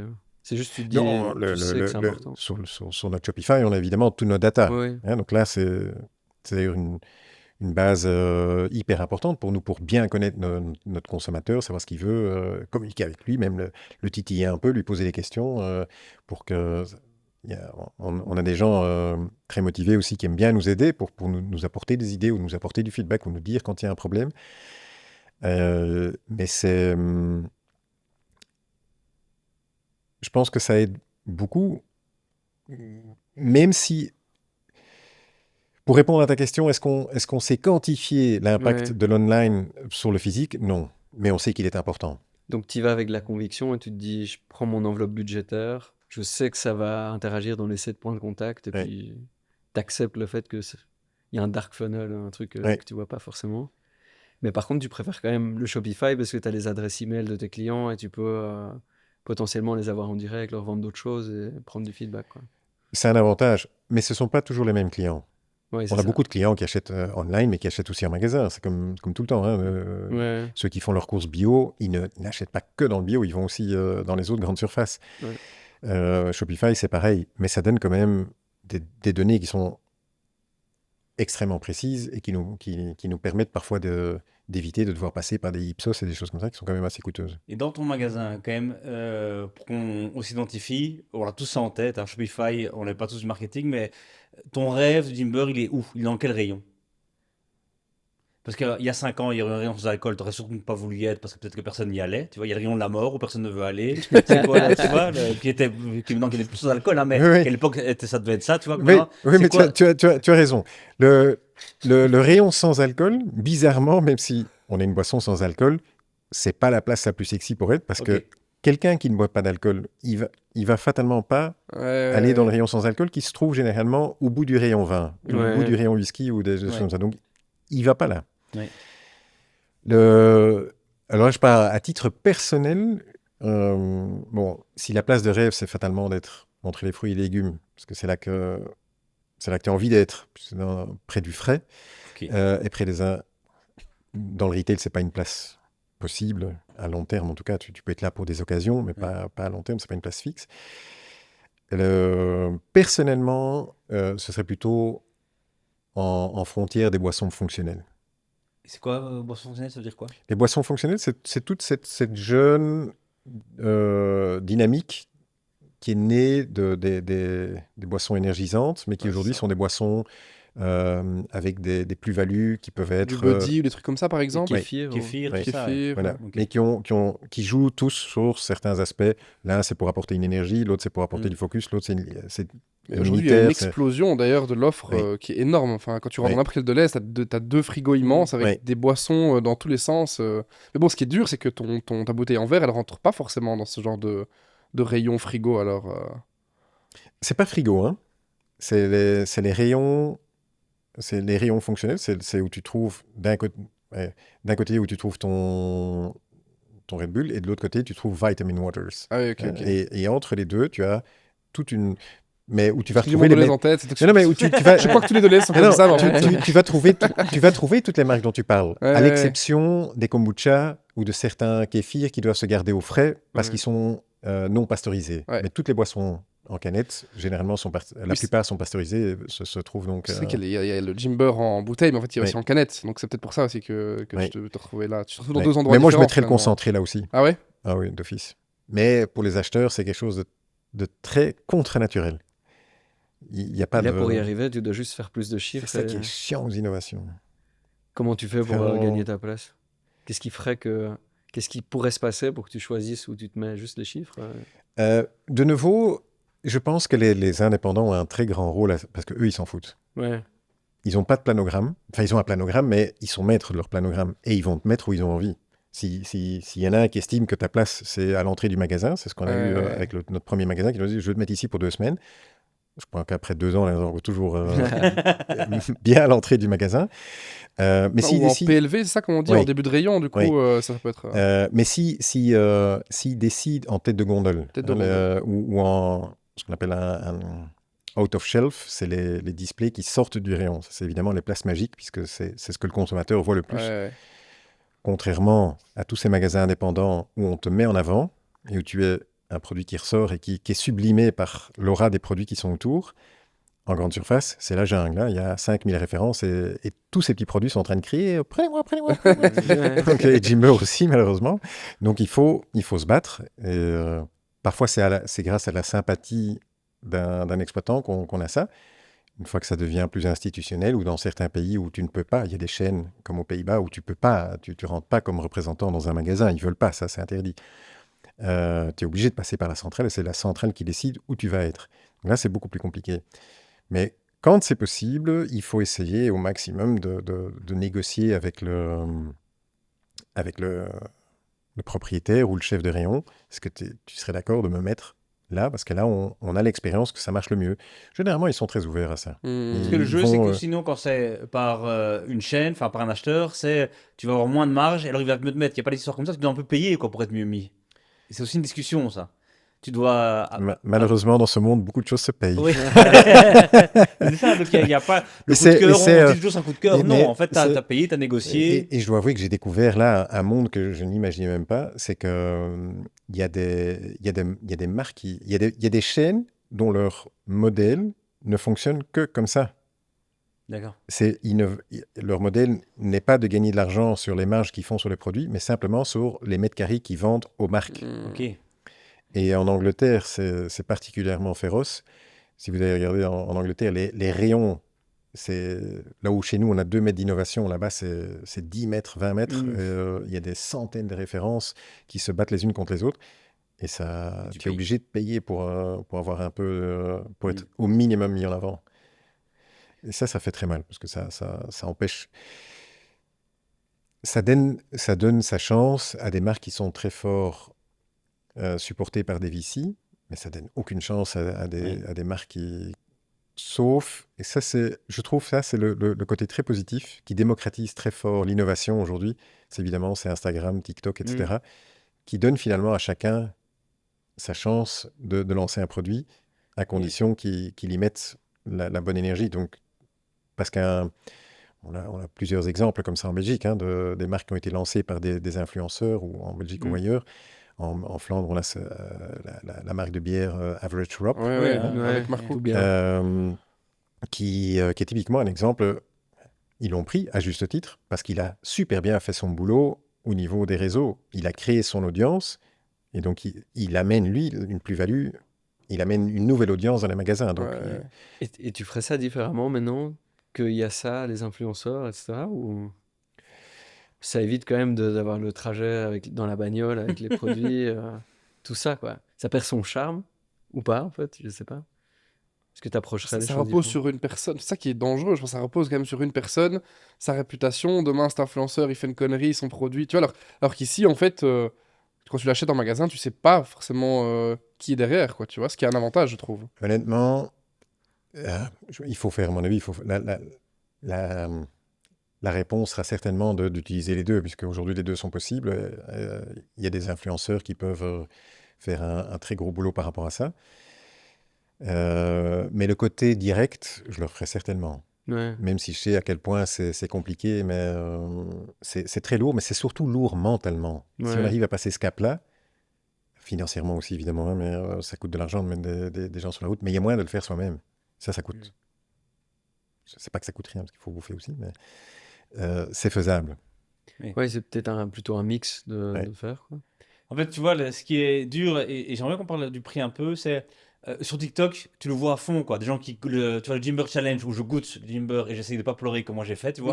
J'ai raté, mais ça cartonnerait. Oui.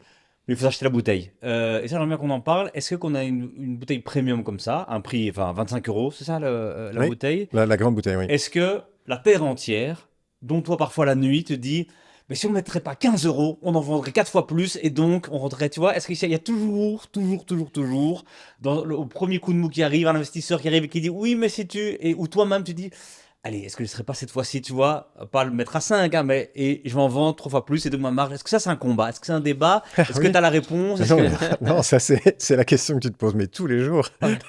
C'est quelle est l'élasticité prix du produit? Est-ce que si on garde ce positionnement, on prend un risque ou pas? Aujourd'hui, Tu n'as jamais bougé, quoi. Ce prix, il a toujours été 25, il est resté comme ça. Il n'y a pas que des petites tentatives secrètes dans un magasin ou deux. Ouais, un c'est vrai prix. que ça enverrait un mais message si bizarre. c'est secret, D'un si coup, c'est secret, Thierry, je ne vais pas te le dire. Oui, mais si tu peux te dire, évidemment. Ici, On est ici, entre ça nous, peut, on est les portes sont fermées. Non, que ce soit ça ou plein d'autres choses, il y a des questions comme ça que tu te poses fatalement, constamment, et qui reviennent très souvent, effectivement, en débat sur table, parce que elles sont existentielles. Et ce qui peut être vrai aujourd'hui peut être complètement différent. Il y a, pour donner un exemple concret, en avril 2022, Poutine envahit l'Ukraine. Crise d'énergie qui commence en Allemagne, qui se répartit très vite sur Pays-Bas, France, Belgique, etc. Et le marché s'effondre pour nous. On a deux solutions. On diminue le prix du Jimber. Ouais, malheureusement, Jimber est un produit qui coûte cher. Les ingrédients. Red Bull coûte rien du tout, mais Jimber, l'ingrédient coûte cher. Parce qu'il y a beaucoup d'ingrédients dedans, naturels, etc. Donc ça, c'est pas une option. On a une deuxième solution qui est de se dire, on a un projet de lancer des canettes en 2026 pour pouvoir offrir de la facilité à des consommateurs de boire du Jimber en déplacement ou sur des événements, et d'offrir plus de visibilité aussi, parce qu'on a un problème de visibilité. Les gens ne voient pas quand tu bois un Jimber, ce qui est un handicap pour une marque, évidemment. Donc, une des solutions qui vient sur table, c'est de se dire, est-ce qu'on n'accélérerait pas de quelques années le lancement de ça? Donc, on a plutôt, on a plutôt, dans ce cas-là, pris le pari de dire, bon, on va pas diminuer, on va toucher au prix, parce qu'il y a quand même, c'était une très bonne nouvelle, malgré la crise qui était assez douloureuse, il y a quand même 66% de notre public qui continue à bien nous suivre, ou 70% même plus, qui continue à acheter son Jimber, et pour qui ça fait pas trop mal, pour qui la plus-value est encore toujours bien là. On a lancé une canette qui, elle, coûte 2 € en moyenne, qui est moins cher qu'un Red Bull, qui est plus cher qu'un Coca, mais qui fait pas mal. Et ça, tu peux un peu nous expliquer, parce que ça, c'est hyper important au niveau marketing. Tu as vraiment la bouteille, 25 €. On s'imagine les parents qui vont l'acheter, ils vont la ramener chez eux dans un peu de sous. Et puis la canette à 2 €, qui n'est pas un Coca, d'accord, mais qui est quand même beaucoup plus abordable. Mais donc, c'est un autre public, tout à fait un autre prix, tu vois. C'est qui le C'est deux public marques qui pourraient coexister, enfin, ça pourrait être deux marques différentes quasi, tu vois, parce que c'est vraiment, ok, la canette, je la prends, c'est un autre usage, 2 €, j'en bois plus souvent, tu vois. Comment, toi, tu gères ça, cette dualité un peu au quotidien, d'avoir deux produits quand même fort différents, avec des marques, des prix, et donc peut-être aussi des points de contact différents. Enfin. J'avoue que pour l'équipe marketing, c'est pas évident. Le directeur marketing le dit souvent, j'ai parfois un rapport un peu, je dois parfois avoir un rapport un peu schizophrénique au produit, parce que sur un même compte Instagram, on parle de versatilité, etc. Sur un produit concentré. Je ne peux pas du tout offrir ça en canette. En canette, il y a une partie du public qui est le même, fatalement. J'en fais partie, des gens qui buvaient beaucoup le concentré avant, maintenant qui consomment beaucoup ou exclusivement la canette. Et il y a un nouveau public qui est venu auprès, qui en grande partie est un public un peu plus jeune. Les canettes ont eu tendance à attirer un public plus jeune. Donc, pour beaucoup de personnes, le concentré, c'est un public plutôt âgé. Il faut quand même pouvoir se le permettre. Donc, c'est pas à 20 ans, quand tu commences à bosser, que tu t'achètes du Jimber toutes les semaines à 25 €. Tu es plutôt en mode nouilles et Aiki Noodles. Quel délice. Mais les parents achetaient le concentré et puis là commencent à acheter les canettes.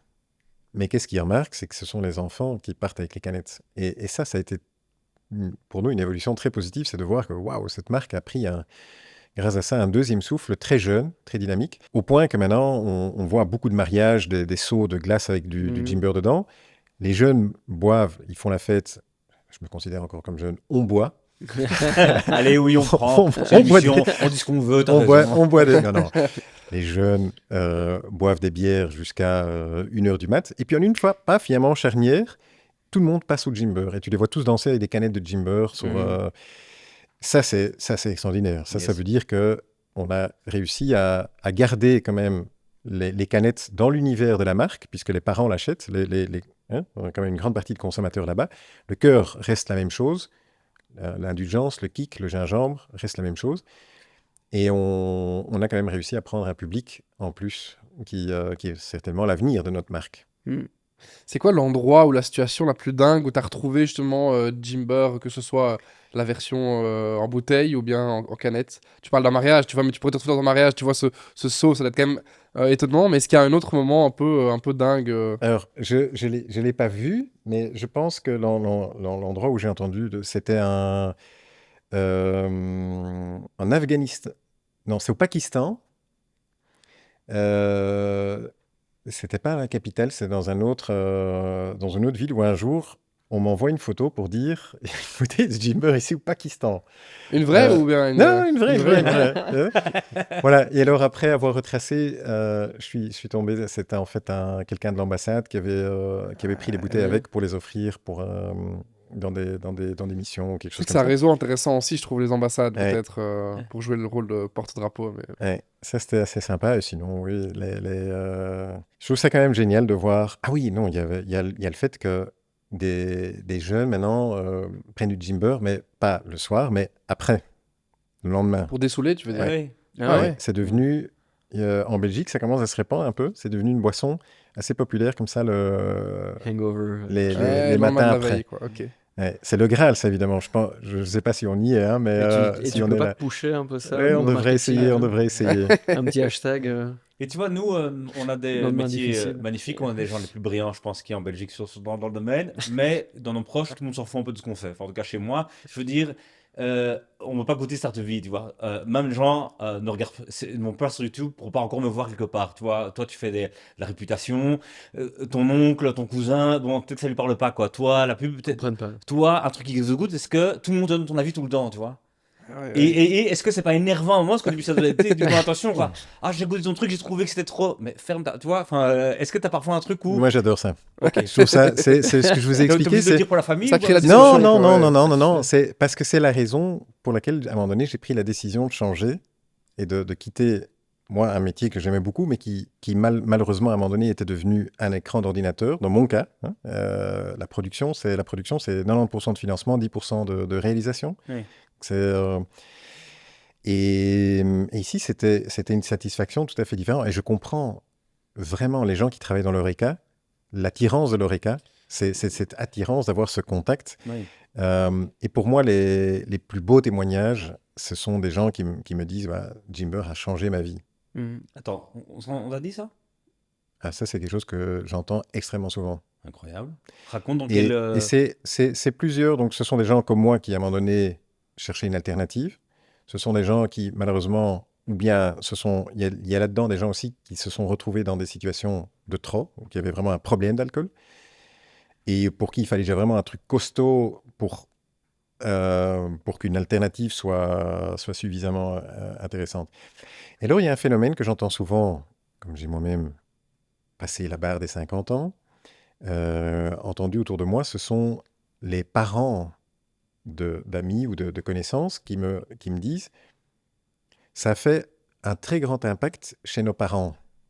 Mon père, par exemple, pas le mien, mais quelqu'un qui me partage, qui me dit mon père qui avait tendance à prendre son apéritif de plus en plus tôt et de plus en plus fréquemment est passé au Jimber, mais ça fait un monde de différence. Et c'est un phénomène qu'on a découvert en chemin, c'est qu'en fait, chez des personnes d'un certain âge, l'alcool devient vraiment un gros problème. Et c'est un sujet mais dont on ne parle pas. Et il y a énormément de familles qui sont confrontées à ça.